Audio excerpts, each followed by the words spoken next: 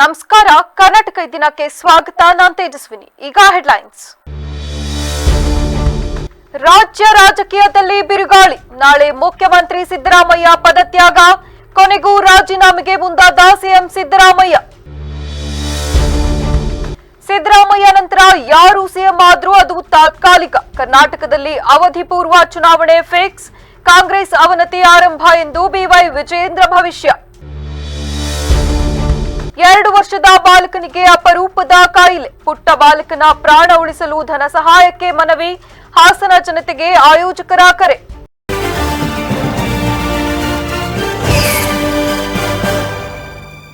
ಸಿದ್ದರಾಮಯ್ಯ ನಾಳೆ ಬೆಳಗ್ಗೆ ಮುಖ್ಯಮಂತ್ರಿ ಸ್ಥಾನಕ್ಕೆ ರಾಜೀನಾಮೆ ನೀಡುವುದು ಅಧಿಕೃತವಾಗಿದೆ. ನಾಳೆ ಬೆಳಗ್ಗೆ 11:30ಕ್ಕೆ ಸಿದ್ದರಾಮಯ್ಯ ಲೋಕಭವನಕ್ಕೆ ತೆರಳಿ ರಾಜ್ಯಪಾಲರನ್ನು ಭೇಟಿಯಾಗಿ ರಾಜೀನಾಮೆ ಸಲ್ಲಿಸಲಿದ್ದಾರೆ. ರಾಜೀನಾಮೆ ನೀಡುವ ಮೊದಲು ಸಿದ್ದರಾಮಯ್ಯ ತಮ್ಮ ಮಂತ್ರಿಗಳಿಗೆ ಮತ್ತು ಆಪ್ತ ಶಾಸಕರಿಗೆ ಉಪಹಾರಕ್ಕೆ ಬರುವಂತೆ ಆಹ್ವಾನಿಸಿದ್ದಾರೆ. ಈ ಬ್ರೇಕ್ಫಾಸ್ಟ್ ಸಭೆಯ ಬಳಿಕ ಸಿಎಂ ಲೋಕಭವನಕ್ಕೆ ತೆರಳಿ ರಾಜೀನಾಮೆ ನೀಡಲಿದ್ದಾರೆ. ರಾಜೀನಾಮೆ ನೀಡಿದ ಬಳಿಕ ಸಿದ್ದರಾಮಯ್ಯ ಸುದ್ದಿಗೋಷ್ಠಿ ನಡೆಸಿ ಎಲ್ಲಾ ಪ್ರಶ್ನೆಗಳಿಗೆ ಉತ್ತರ ನೀಡಲಿದ್ದಾರೆ. ಇಂದು ಮಾಜಿ ಪ್ರಧಾನಿ ಜವಾಹರಲಾಲ್ ನೆಹರು ಅವರ 62ನೇ ಪುಣ್ಯತಿಥಿಯ ಅಂಗವಾಗಿ ವಿಧಾನಸೌಧದ ಆವರಣದಲ್ಲಿ ನಡೆದ ಕಾರ್ಯಕ್ರಮದಲ್ಲಿ ಸಿಎಂ ಭಾಗಿಯಾಗಿದ್ದರು. ಜವಾಹರಲಾಲ್ ನೆಹರು ಅವರ ಭಾವಚಿತ್ರಕ್ಕೆ ಪುಷ್ಪ ನಮನ ಸಲ್ಲಿಸಿ ಗೌರವ ಸಮರ್ಪಿಸಿದ ಬಳಿಕ ನೆಹರು ಅವರು ದೇಶಕ್ಕೆ ನೀಡಿದ ಕೊಡುಗೆಯನ್ನು ಕೊಂಡಾಡಿದರು. ಈ ವೇಳೆ ಮಾಧ್ಯಮಗಳು ರಾಜ್ಯ ರಾಜಕೀಯದ ಸದ್ಯದ ಬೆಳವಣಿಗೆಗಳು, ದೆಹಲಿ ಪ್ರವಾಸದ ಬಗ್ಗೆ ಪ್ರಶ್ನಿಸಿದಾಗ ಮುಖ್ಯಮಂತ್ರಿಗಳು ಯಾವುದೇ ಪ್ರತಿಕ್ರಿಯೆ ನೀಡಲಿಲ್ಲ. ರಾಜಕೀಯ ವಿದ್ಯಮಾನಗಳ ಕುರಿತು ಕೇಳಿದಾಗ ನಾಳೆ ಮಾತನಾಡುತ್ತೇನೆ, ಏನೇ ಇದ್ರೂ ನಾಳೆಯೇ ಮಾತನಾಡುತ್ತೇನೆ ಎಂದು ಕೇವಲ ಒಂದೇ ಸಾಲಿನಲ್ಲಿ ಉತ್ತರಿಸಿ ಸಿದ್ದರಾಮಯ್ಯ ಅವರು ಅಲ್ಲಿಂದ ಹೊರಟು ಹೋಗಿದ್ರು. ಮುಖ್ಯಮಂತ್ರಿಗಳ ಬದಲಾವಣೆ ಮಾಡಬೇಕೆಂದು ನಿರ್ಧರಿಸಿದ ಕಾಂಗ್ರೆಸ್ ಹೈಕಮಾಂಡ್ ಸಿದ್ದರಾಮಯ್ಯ ನೇತೃತ್ವದ ಕಾಂಗ್ರೆಸ್ ಸರ್ಕಾರ ಕಳೆದ 3 ವರ್ಷಗಳಲ್ಲಿ ಉತ್ತಮ ಆಡಳಿತ ಕೊಡುವುದರಲ್ಲಿ ವಿಫಲವಾಗಿದೆ ಎಂಬುದನ್ನು ಅನುಮೋದಿಸಿದೆ ಎಂದು ಬಿಜೆಪಿ ರಾಜ್ಯಾಧ್ಯಕ್ಷ ಮತ್ತು ಶಾಸಕ ಬಿವೈ ವಿಜಯೇಂದ್ರ ವಿಶ್ಲೇಷಿಸಿದ್ದಾರೆ. ಇಂದು ಮಾಧ್ಯಮಗಳೊಂದಿಗೆ ಮಾತನಾಡಿದ ಅವರು, ನಿನ್ನೆ ದೆಹಲಿಯಲ್ಲಿ ಸುಮಾರು 5 ರಿಂದ 5.5 ಗಂಟೆಗಳ ಕಾಲ ಮ್ಯಾರಥಾನ್ ಸಭೆಗಳು ಆದ ನಂತರ ಕೊನೆಗೂ ಮುಖ್ಯಮಂತ್ರಿ ರಾಜೀನಾಮೆ ಪಡೆಯಬೇಕೆಂಬ ನಿರ್ಧಾರ ಮಾಡಿದ್ದಾರೆ. ಕಾಂಗ್ರೆಸ್ ಪಕ್ಷ ಕೊನೆಯ ದಿನಗಳನ್ನು ನೋಡುತ್ತಿದೆ ಎಂಬುದೇ ಇದರ ಅರ್ಥ. ಸಿದ್ದರಾಮಯ್ಯನವರು ರಾಜೀನಾಮೆ ಕೊಟ್ಟು ಯಾರೇ ಸಿಎಂ ಆದ್ರೂ ಅದು ತಾತ್ಕಾಲಿಕ. ಅವಧಿ ಪೂರ್ವ ಚುನಾವಣೆ ಕರ್ನಾಟಕದಲ್ಲಿ ಬರುವುದನ್ನು ತಡೆಯಲು ಯಾರಿಂದಲೂ ಸಾಧ್ಯವಿಲ್ಲ ಎಂದು ಪ್ರಶ್ನೆಗೆ ಉತ್ತರಿಸಿದರು. ಸಿದ್ದರಾಮಯ್ಯನವರು ರಾಜೀನಾಮೆ ಕೊಟ್ಟು ಯಾರೇ ಸಿಎಂ ಆದ್ರೂ ಯಾವ ಗೊಂದಲ ಆಗಲಿದೆ ಎಂಬುದನ್ನು ನೀವೇ ನೋಡಿ ಎಂದು ತಿಳಿಸಿದರು. ಕರ್ನಾಟಕದಲ್ಲೂ ಕಾಂಗ್ರೆಸ್ ಅವನತಿಗೆ ಹೋಗುತ್ತಿದೆ ಎಂಬುದು ಸ್ಪಷ್ಟವಾದ ಮುನ್ಸೂಚನೆ ಎಂದರು. ಸಿದ್ದರಾಮಯ್ಯನವರು ಮುಖ್ಯಮಂತ್ರಿ ಸ್ಥಾನಕ್ಕೆ ರಾಜೀನಾಮೆ ಕೊಟ್ಟು ಯಾರು ಸಿಎಂ ಆಗುತ್ತಾರೆಂಬುದು ಮುಖ್ಯವಲ್ಲ. ನನಗೆ ಮುಖ್ಯಮಂತ್ರಿ ಸಿದ್ದರಾಮಯ್ಯನವರ ಬಗ್ಗೆ ವೈಯಕ್ತಿಕ ದ್ವೇಷವಿಲ್ಲ. ಅತಿ ಹೆಚ್ಚು ಅನುಭವ ಇರುವ ಮುಖ್ಯಮಂತ್ರಿ ಸಿದ್ದರಾಮಯ್ಯನವರು. ಬಹುಶಃ ದಕ್ಷಿಣ ಭಾರತದಲ್ಲೇ ಇತರ ರಾಜ್ಯಗಳನ್ನು ಹೋಲಿಸಿದರೆ 10 ಲಕ್ಷ ಕೋಟಿ ಸಾಲವನ್ನು ಸಿದ್ದರಾಮಯ್ಯನವರು ಮಾಡಿದ್ದಾರೆಂದು ಗಮನ ಸೆಳೆದರು. ಇಡೀ ದೇಶದಲ್ಲಿ ಕಾಂಗ್ರೆಸ್ ಪಕ್ಷ ಕೊನೆ ದಿನಗಳನ್ನು ನೋಡ್ತಾ ಇದೆ. ಕರ್ನಾಟಕ ರಾಜ್ಯದಲ್ಲೂ ಕೂಡ ಕಾಂಗ್ರೆಸ್ ಅವನತಿಗೆ ಹೋಗ್ತಾ ಇದೆ. ಇದು ಸ್ಪಷ್ಟವಾಗಿ ಮುನ್ಸೂಚನೆ ಅಂತ ಹೇಳೋದಕ್ಕೆ ನಾನು ಇಚ್ಛೆ ಪಡ್ತೇನೆ. ಸಿದ್ದರಾಮಯ್ಯನವರು ಮುಖ್ಯಮಂತ್ರಿ ಸ್ಥಾನದಿಂದ ಇವತ್ತು ನಾಳೆ ರಾಜೀನಾಮೆ ಕೊಟ್ಟು ಯಾರು ಮುಖ್ಯಮಂತ್ರಿ ಆಗ್ತಾರೆ ಅನ್ನೋದು ಮುಖ್ಯ ಅಲ್ಲ.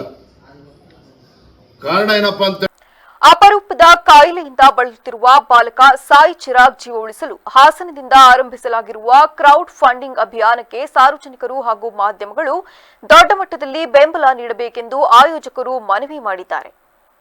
ಸುದ್ದಿಗೋಷ್ಠಿಯಲ್ಲಿ ಮಾತನಾಡಿದ ಅವರು, ಅಭಿಯಾನದ ಕುರಿತು ಕೇಳಿಬರುತ್ತಿರುವ ವದಂತಿಗಳು ಹಾಗೂ ನೆಗೆಟಿವ್ ಕಮೆಂಟ್ಗಳಿಗೆ ಸ್ಪಷ್ಟನೆ ನೀಡಲು ಸುದ್ದಿಗೋಷ್ಠಿ ಮಾಡಿದ್ದೇವೆ. ಮಗು ಸಾಯಿ ಚಿರಾಗ್ ಎಸ್ಎಂಎ ಅಂದರೆ ಸ್ಪೈನಲ್ ಮಸ್ಕ್ಯುಲಾರ್ ಆಟ್ರೋಫಿ ಎಂಬ ಅಪರೂಪದ ಮತ್ತು ಗಂಭೀರವಾದ ಜೆನೆಟಿಕ್ ಡಿಸಾರ್ಡರ್ನಿಂದ ಬಳಲುತ್ತಿದ್ದಾನೆ. ಇದು ಸುಮಾರು 1 ಕೋಟಿ ಜನರಲ್ಲಿ ಕೇವಲ 2 ಅಥವಾ 3 ಮಕ್ಕಳಿಗೆ ಬರುವಂತಹ ರೇರ್ ಕಾಯಿಲೆಯಾಗಿದೆ. ಈ ಕಾಯಿಲೆಯಿಂದಾಗಿ ಮಗು ರಾತ್ರಿ ಹೊತ್ತು ಉಸಿರಾಡಲು ಕೂಡ ತೀವ್ರ ತೊಂದರೆ ಅನುಭವಿಸುತ್ತಿದ್ದಾನೆ. ಮೊದಲಿಗೆ ಭಾರತದಲ್ಲಿ ಈ ಚಿಕಿತ್ಸೆಗೆ ನಮಗೆ 16 ಕೋಟಿ ರೂಪಾಯಿಗಳ ಅಂದಾಜು ವೆಚ್ಚ ನೀಡಲಾಗಿತ್ತು. ಆದರೆ ಸೋಷಿಯಲ್ ಮೀಡಿಯಾ ಮೂಲಕ ನಮಗೆ ಸಿಕ್ಕ ತಜ್ಞರ ಸಲಹೆಯಂತೆ ಇದೇ ಚಿಕಿತ್ಸೆಯನ್ನು ಇಂಡೋನೇಷ್ಯಾದಲ್ಲಿ ಕೇವಲ 2 ಕೋಟಿ ರೂಪಾಯಿ ವೆಚ್ಚದಲ್ಲಿ ಮಾಡಿಸಬಹುದಾಗಿದೆ. ಹಾಗಾಗಿಯೇ ನಾವು 16 ಕೋಟಿಯ ಫಂಡ್ ರೈಸಿಂಗ್ ಅನ್ನು ತಕ್ಷಣವೇ ನಿಲ್ಲಿಸಿ ಕೇವಲ 2 ಕೋಟಿ ರೂಪಾಯಿ ಸಂಗ್ರಹದ ಗುರಿ ಇಟ್ಟುಕೊಂಡಿದ್ದೇವೆ. ಸುಮಾರು 6 ತಿಂಗಳ ಹಿಂದೆಯೇ ಹಲವು ಪ್ರಮುಖ ನ್ಯೂಸ್ ಚಾನೆಲ್ಗಳಲ್ಲಿ ಮಗುವಿನ ಕಾಯಿಲೆ ಬಗ್ಗೆ ವರದಿ ಪ್ರಸಾರವಾಗಿತ್ತು. ಆದರೆ ಆ ಸಮಯದಲ್ಲಿ ನಿರೀಕ್ಷಿತ ಪ್ರಮಾಣದಲ್ಲಿ ಫಂಡ್ ರೈಸ್ ಆಗಿರಲಿಲ್ಲ. ನಾವು ಹಾಸನದಿಂದ ಈ ಅಭಿಯಾನಕ್ಕೆ ಚಾಲನೆ ಕೊಟ್ಟ ಬಳಿಕ ಸಾರ್ವಜನಿಕರ ಉದಾರತೆಯಿಂದ ಈಗಾಗಲೇ 1 ಕೋಟಿ ರೂಪಾಯಿ ಸಂಗ್ರಹವಾಗಿದೆ. ಮಗುವಿನ ಸಂಪೂರ್ಣ ಚಿಕಿತ್ಸೆಗೆ ಇನ್ನೂ 1 ಕೋಟಿ ರೂಪಾಯಿಗಳ ತುರ್ತು ಅವಶ್ಯಕತೆ ಇದೆ. ಮಗುವನ್ನಿಟ್ಟುಕೊಂಡು ಯಾರೂ ದುಡ್ಡು ಮಾಡುತ್ತಿಲ್ಲ. ದಯವಿಟ್ಟು ಗೊಂದಲಗಳಿಗೆ ಕಿವಿಗೊಡಬೇಡಿ ಎಂದು ವಿನಂತಿಸಿದ್ದಾರೆ. ನಿಲ್ಲಿಸುವಂಥ ಒಂದು ವ್ಯವಸ್ಥೆ ಇದಕ್ಕಿಂತ ಮೊದಲು ಹಲವಾರು ನ್ಯೂಸ್ ಚಾನೆಲ್ಗಳಲ್ಲಿ ಬಂದಿತ್ತು. ಒಂದು 6 ಮಂತ್ ಬಿಫೋರು ಯಾವುದೆಲ್ಲ ನ್ಯೂಸಲ್ಲಿ ಬಂದಿತ್ತು ಸರ್? ಸುವರ್ಣದ ಬಂದಿದೆ, ಟಿವಿ 1 ಮತ್ತೆ ಏಷ್ಯಾನೆಟ್ ಸುವರ್ಣ, ಆಮೇಲೆ ಜಿ ನ್ಯೂಸ್, ಜಿ5 ನ್ಯೂಸ್ ಇವರೆಲ್ಲ ಇದನ್ನು ಪ್ರಮೋಟ್ ಮಾಡಿದ್ರು. ಬಟ್ ಆ ಸಂದರ್ಭದಲ್ಲಿ ಏನು ಫಂಡ್ ರೈಸ್ ಆಗ್ತಾ ಇರಲಿಲ್ಲ. ಬಟ್ ಏನು ನಾವು ಹಾಸನದಿಂದ ನಾವು ಏನು ಚಾಲನೆಯನ್ನು ಕೊಟ್ಟಿದ್ದೇವೆ. ಈಗಾಗಲೇ ನಾವು 1 ಕೋಟಿ ತಲುಪಿದ್ದೇವೆ. ಇನ್ನೂ ಕೂಡ 1 ಕೋಟಿಯ ಅವಶ್ಯಕತೆ ಇನ್ನೂ ಇದೆ. ಈ ಮಗು ನಿಮಗೆ ಕಾಣ್ಬೋದು, ರಾತ್ರಿ ಹೊತ್ತು ಉಸಿರಾಡಲು ಕೂಡ ತುಂಬ ತೊಂದರೆ ಪಡ್ತಾ ಇದ್ದಾನೆ. ಅವನಿಗೆ ಬಂದಿರುವಂತಹ ಕಾಯಿಲೆ SMA, ಸ್ಪೈನಲ್ ಮಸ್ಕ್ಯುಲರ್ ಎಥ್ರೋಪಿ ಎನ್ನುವ ಕಾಯಿಲೆ. ಈ ಕಾಯಿಲೆ 1 ಕೋಟಿ ಜನರಲ್ಲಿ ಒಂದು ಎರಡು ಮೂರು ಮಕ್ಕಳಿಗೆ ಬರುವಂಥ ಒಂದು ಕಾಯಿಲೆ, ರೇರ್ ಜೆನೆಟಿಕ್ ಡಿಸಾರ್ಡರ್ ಅಂತ ಹೇಳ್ತಾರೆ. ಇದನ್ನು ಇಂಡಿಯಾದಲ್ಲಿ ನಾವೇನಾದರೂ ಇದನ್ನು ಸುದ್ದಿಗೋಷ್ಠಿಯಲ್ಲಿ ಮಗುವಿನ ಪೋಷಕರು ಸೇರಿದಂತೆ ಇತರರು ಉಪಸ್ಥಿತರಿದ್ದರು. ಆಧುನಿಕ ಭಾರತದ ನಿರ್ಮಾಣದಲ್ಲಿ ದೇಶದ ಪ್ರಥಮ ಪ್ರಧಾನಿ ಜವಾಹರ್ಲಾಲ್ ನೆಹರು ಅವರ ಪಾತ್ರ ಅತ್ಯಂತ ದೊಡ್ಡದಿದೆ ಎಂದು ಮುಖ್ಯಮಂತ್ರಿ ಸಿದ್ದರಾಮಯ್ಯ ಪ್ರಶಂಸಿಸಿದ್ದಾರೆ. ಇಂದು ಜವಾಹರ್ಲಾಲ್ ನೆಹರು ಅವರ ಪುಣ್ಯತಿಥಿಯ ಅಂಗವಾಗಿ ಮಾಧ್ಯಮಗಳೊಂದಿಗೆ ಮಾತನಾಡಿದ ಅವರು, ನೆಹರು ಅವರ ದೇಶ ಸೇವೆ ಹಾಗೂ ದೂರದೃಷ್ಟಿಯ ನಿರ್ಧಾರಗಳನ್ನು ಸ್ಮರಿಸಿದರು. 17 ವರ್ಷಗಳ ಸುದೀರ್ಘ ಸೇವೆ, ಭಾರತಕ್ಕೆ ಸ್ವಾತಂತ್ರ್ಯ ಬಂದ ನಂತರ ದೇಶದ ಮೊದಲ ಪ್ರಧಾನಿಯಾಗಿ ಸತತ 17 ವರ್ಷಗಳ ಕಾಲ ನೆಹರು ಅವರು ದೇಶದ ಸೇವೆ ಮಾಡಿದ್ದಾರೆ. 1964ರ ಮೇ ತಿಂಗಳಿನಲ್ಲಿ ಅವರು ನಿಧನರಾದರು.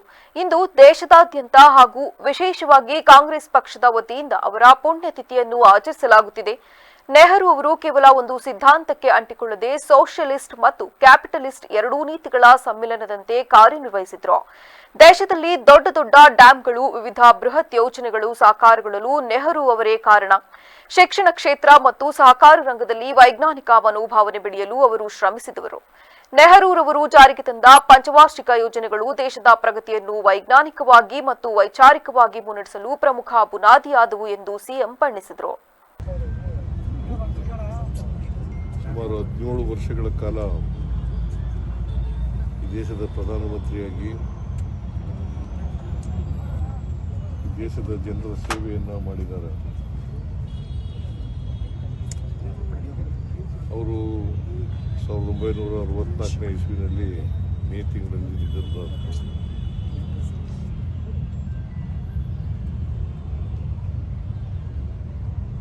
ಅವರ ಪುಣ್ಯತಿಥಿಯನ್ನು ದೇಶಾದ್ಯಂತ ಆಚರಣೆ ಮಾಡ್ತಾ ಇದ್ದೀವಿ.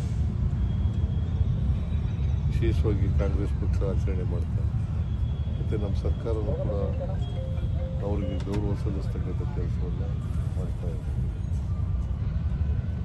ಆಧುನಿಕ ಭಾರತದ ನಿರ್ಮಾಣದಲ್ಲಿ ಇದೇ ವೇಳೆ ತಮ್ಮ ಬಹುನಿರೀಕ್ಷಿತ ದೆಹಲಿ ಭೇಟಿಯ ಕುರಿತು ಮಾಧ್ಯಮಗಳು ಪ್ರಶ್ನಿಸಿದಾಗ ಸಂಕ್ಷಿಪ್ತವಾಗಿ ಉತ್ತರಿಸಿದ ಸಿಎಂ ಸಿದ್ದರಾಮಯ್ಯ ಅವರು ದೆಹಲಿ ಭೇಟಿಯ ವಿಚಾರವಾಗಿ ನಾಳೆ ಎಲ್ಲವನ್ನೂ ವಿಸ್ತಾರವಾಗಿ ಮಾತನಾಡುತ್ತೇನೆಂದು ಹೇಳುವ ಮೂಲಕ ಕುತೂಹಲ ಕಾಯ್ದಿರಿಸಿದ್ದಾರೆ. ಸಾಂಪ್ರದಾಯಿಕ ಆಹಾರ ಪದ್ಧತಿಯನ್ನು ಪುನರುಜ್ಜೀವನಗೊಳಿಸುವ ಉದ್ದೇಶದಿಂದ ಅಕ್ಷಮಾಲಾ ಫುಡ್ ಅಂಡ್ ಬೆವರೇಜಸ್ ಹಾಗೂ ಧಮಾಕಾ ಮಸಾಲ ಸಂಸ್ಥೆಗಳು ವಿವಿಧ ಖಾದ್ಯಗಳ ಪ್ರಿಮಿಕ್ಸ್ ಉತ್ಪನ್ನಗಳನ್ನು ಮಾರುಕಟ್ಟೆಗೆ ಪರಿಚಯಿಸುತ್ತಿವೆ ಎಂದು ಸಂಸ್ಥೆಯ ಶ್ವೇತಾ ಮಂಜು ಬನವಾಸೆ ತಿಳಿಸಿದ್ದಾರೆ. ನಗರದಲ್ಲಿ ಸುದ್ದಿಗೋಷ್ಠಿಯಲ್ಲಿ ಮಾತನಾಡಿದ ಅವರು, ವಿವಿಧ ಖಾದ್ಯಗಳ ಪ್ರಿಮಿಕ್ಸ್ ಉತ್ಪನ್ನಗಳ ಬಿಡುಗಡೆ ಹಾಗೂ ವೆಬ್ಸೈಟ್ ಲೋಕಾರ್ಪಣೆ ಕಾರ್ಯಕ್ರಮ ಮೇ 28ರಂದು ನಗರದ ಪರ್ಲ್ ಹೋಟೆಲ್ನ ಹೇಮಾವತಿ ಸಭಾಂಗಣದಲ್ಲಿ ನಡೆಯಲಿದೆ ಎಂದು, ನಾಳೆ ಮಧ್ಯಾಹ್ನ 12 ಗಂಟೆಗೆ ನಡೆಯುವ ಕಾರ್ಯಕ್ರಮದಲ್ಲಿ ಖ್ಯಾತ ಲೇಖಕ, ನಿರ್ದೇಶಕ ಹಾಗೂ ನಟ ಟಿಎನ್ ಸೀತಾರಾಮ್, ನಿರ್ಮಾಪಕಿ ಗೀತಾ ಸೀತಾರಾಮ್ ಹಾಗೂ ನಟಿ ಸುಧಾ ಬೆಳವಾಡಿ ಮುಖ್ಯ ಅತಿಥಿಗಳಾಗಿ ಭಾಗವಹಿಸಿ ಉತ್ಪನ್ನಗಳನ್ನು ಬಿಡುಗಡೆ ಮಾಡಲಿದ್ದಾರೆ.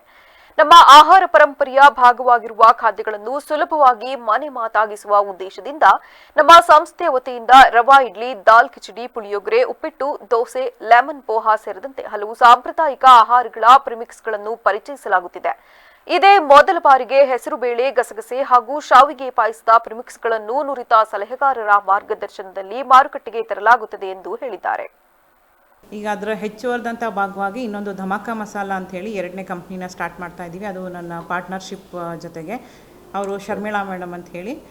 ಸೊ ಈ ಧಮಾಕ ಮಸಾಲದಲ್ಲಿ ಏನಪ್ಪ ಅಂತಂದರೆ ಕೆಲವೊಂದು ಎಕ್ಸ್ಕ್ಲೂಸಿವ್ ಪ್ರಾಡಕ್ಟ್ಸ್ಗಳನ್ನ ಲಾಂಚ್ ಮಾಡ್ತಾ ಇದ್ದೀವಿ. ಈಗ ಎಕ್ಸಾಂಪಲ್, ಈಗ ಹೆಸರುಬೇಳೆ ಪಾಯಸ ಪ್ರೀಮಿಕ್ಸು, ಮತ್ತು ಶಾವಿಗೆ ಪಾಯಸ, ಸಾಬುದಾನ ಪಾಯಸ, ಮತ್ತು ಸಾಬುದಾನ ಉಪ್ಮಾ ಮಿಕ್ಸಸ್ ಎಲ್ಲ ಜಸ್ಟ್ ಹಾಟ್ ವಾಟರ್ ಹಾಕಿ ನೀವು ಒಂದು ಬಾಕ್ಸಲ್ಲಿ 5 ಮಿನಿಟ್ಸ್ ಮುಚ್ಚಿಟ್ರೆ ಇನ್ಸ್ಟೆಂಟಾಗಿ ಅದನ್ನು ನಾವು ತಿನ್ಬೋದು. ಈ ಥರ ಸುಮಾರು ಒಂದು 40 ಪ್ರಾಡಕ್ಟ್ಸ್ಗಳನ್ನ ಒಬ್ಬರು ಒಳ್ಳೆ ಕನ್ಸಲ್ಟೆಂಟ್ನ ಇಟ್ಕೊಂಡು ನಾವು ಡೆವಲಪ್ ಮಾಡಿದ್ದೀವಿ. ಸೊ ಇದ್ರದ್ದು ವೆಬ್ಸೈಟ್ ಪ್ರೋಗ್ರಾಮ್ ಮತ್ತು ಇದನ್ನು ನಾಳೆ ಈಗಿನ ಪರ್ಲ್ ಹೋಟೆಲ್, ಹಳೆಯ ಸದರ್ನ್ ಸ್ಟಾರ್ ಹೋಟೆಲ್ನಲ್ಲಿ ನಾವು ಲಾಂಚ್ ಮಾಡ್ತಾ ಇದ್ದೀವಿ. ಸುದ್ದಿಗೋಷ್ಠಿಯಲ್ಲಿ ಸಂಸ್ಥೆಯ ಮಂಜು ಬನವಾಸೆ, ಶರ್ಮಿಳಾ ಪುನೀತ್ ಸೇರಿದಂತೆ ಇತರರು ಹಾಜರಿದ್ದರು. ಅಂತಾರಾಷ್ಟ್ರೀಯ ತಂತ್ರಜ್ಞಾನದಿಂದ ಅಭಿವೃದ್ಧಿಗೊಂಡಿರುವ KOMET ಸಂಸ್ಥೆಯ ಸಹಯೋಗದಲ್ಲಿ ತ್ಯಾಜ್ಯ ನಿರ್ವಹಣೆ ಕುರಿತು ವಿಶೇಷ ಕಾರ್ಯಾಗಾರವನ್ನು ಆಯೋಜಿಸಲಾಗಿದೆ ಎಂದು ಮೈಕಲ್ ಸದಾನಂದ ಬ್ಯಾಪ್ಟಿಸ್ಟ್ ಅವರು ತಿಳಿಸಿದ್ದಾರೆ.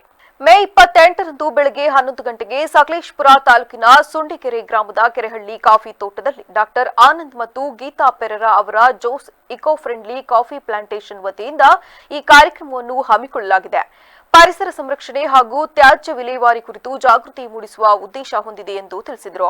ಕಾರ್ಯಾಗಾರದಲ್ಲಿ ತ್ಯಾಜ್ಯ ನಿರ್ವಹಣೆಯ ಆಧುನಿಕ ವಿಧಾನಗಳು, ಪರಿಸರ ಸ್ನೇಹಿ ಕ್ರಮಗಳು ಹಾಗೂ ಗ್ರಾಮೀಣ ಭಾಗದಲ್ಲಿ ಅನುಸರಿಸಬಹುದಾದ ತಂತ್ರಜ್ಞಾನಗಳ ಕುರಿತು ತಜ್ಞರು ಮಾಹಿತಿ ನೀಡಲಿದ್ದಾರೆ. ಸಾರ್ವಜನಿಕರು, ಹಸಿರು ಸಂವೇದನೆಯುಳ್ಳ ನಾಗರಿಕರು ಹಾಗೂ ಆಸಕ್ತರು ಹೆಚ್ಚಿನ ಸಂಖ್ಯೆಯಲ್ಲಿ ಭಾಗವಹಿಸುವಂತೆ ಮನವಿ ಮಾಡಿದ್ದಾರೆ. ಬೇಲೂರು ಹತ್ರ ಬರುತ್ತೆ ಮತ್ತೊಂದು ಸಂಸ್ಥೆ ರೈನಿ ರಿಸರ್ಚ್ ಆ್ಯಂಡ್ ಮ್ಯಾನುಫ್ಯಾಕ್ಚರ್ ಅಂತೇಳಿ, ಅದನ್ನು ಸುಮಾರು ಒಂದು ಈ ಮಳೆ ನೀರು ಕೊಯ್ಲಿನ ನೀರನ್ನು ಅಳವಡಿಸಿ ನೀರು ಮಿತವಾಗಿ ಬಳಸುವಂಥದ್ದು ಇವತ್ತು ಬರೀ ಜಿಲ್ಲೆ ಅಲ್ಲ, ಕಂಪ್ಲೀಟ್ ಭಾರತಾದ್ಯಂತ ಹಾಗೂ ಹೊರ ದೇಶಕ್ಕೂ ಇಲ್ಲೇ ನಾವು ರಿಸರ್ಚ್ ಮತ್ತು ಡೆವಲಪ್ ಮಾಡಿ ಪೇಟೆಂಟ್ ತಗೊಂಡು ಮಾಡೋವಂಥ ಸಂಸ್ಥೆಯನ್ನು ಹುಟ್ಟು ಹಾಕಿದ್ದೀವಿ. ಆದರೆ ನಾವು ಇಲ್ಲೇ ಹುಟ್ಟಿ ಬೆಳೆದಿರೋದ್ರಿಂದ ಈ ಜಿಲ್ಲೆ ಹಾಸನ ಮತ್ತು ಚಿಕ್ಕಮಗಳೂರಲ್ಲಿ ವಯಸ್ಸಾಗುವುದು ಪ್ರಕೃತಿಯ ನಿಯಮ. ಎಲ್ಲರೂ ಒಂದಲ್ಲ ಒಂದು ದಿನ ಹಿರಿಯ ನಾಗರಿಕರಾಗುತ್ತಾರೆ.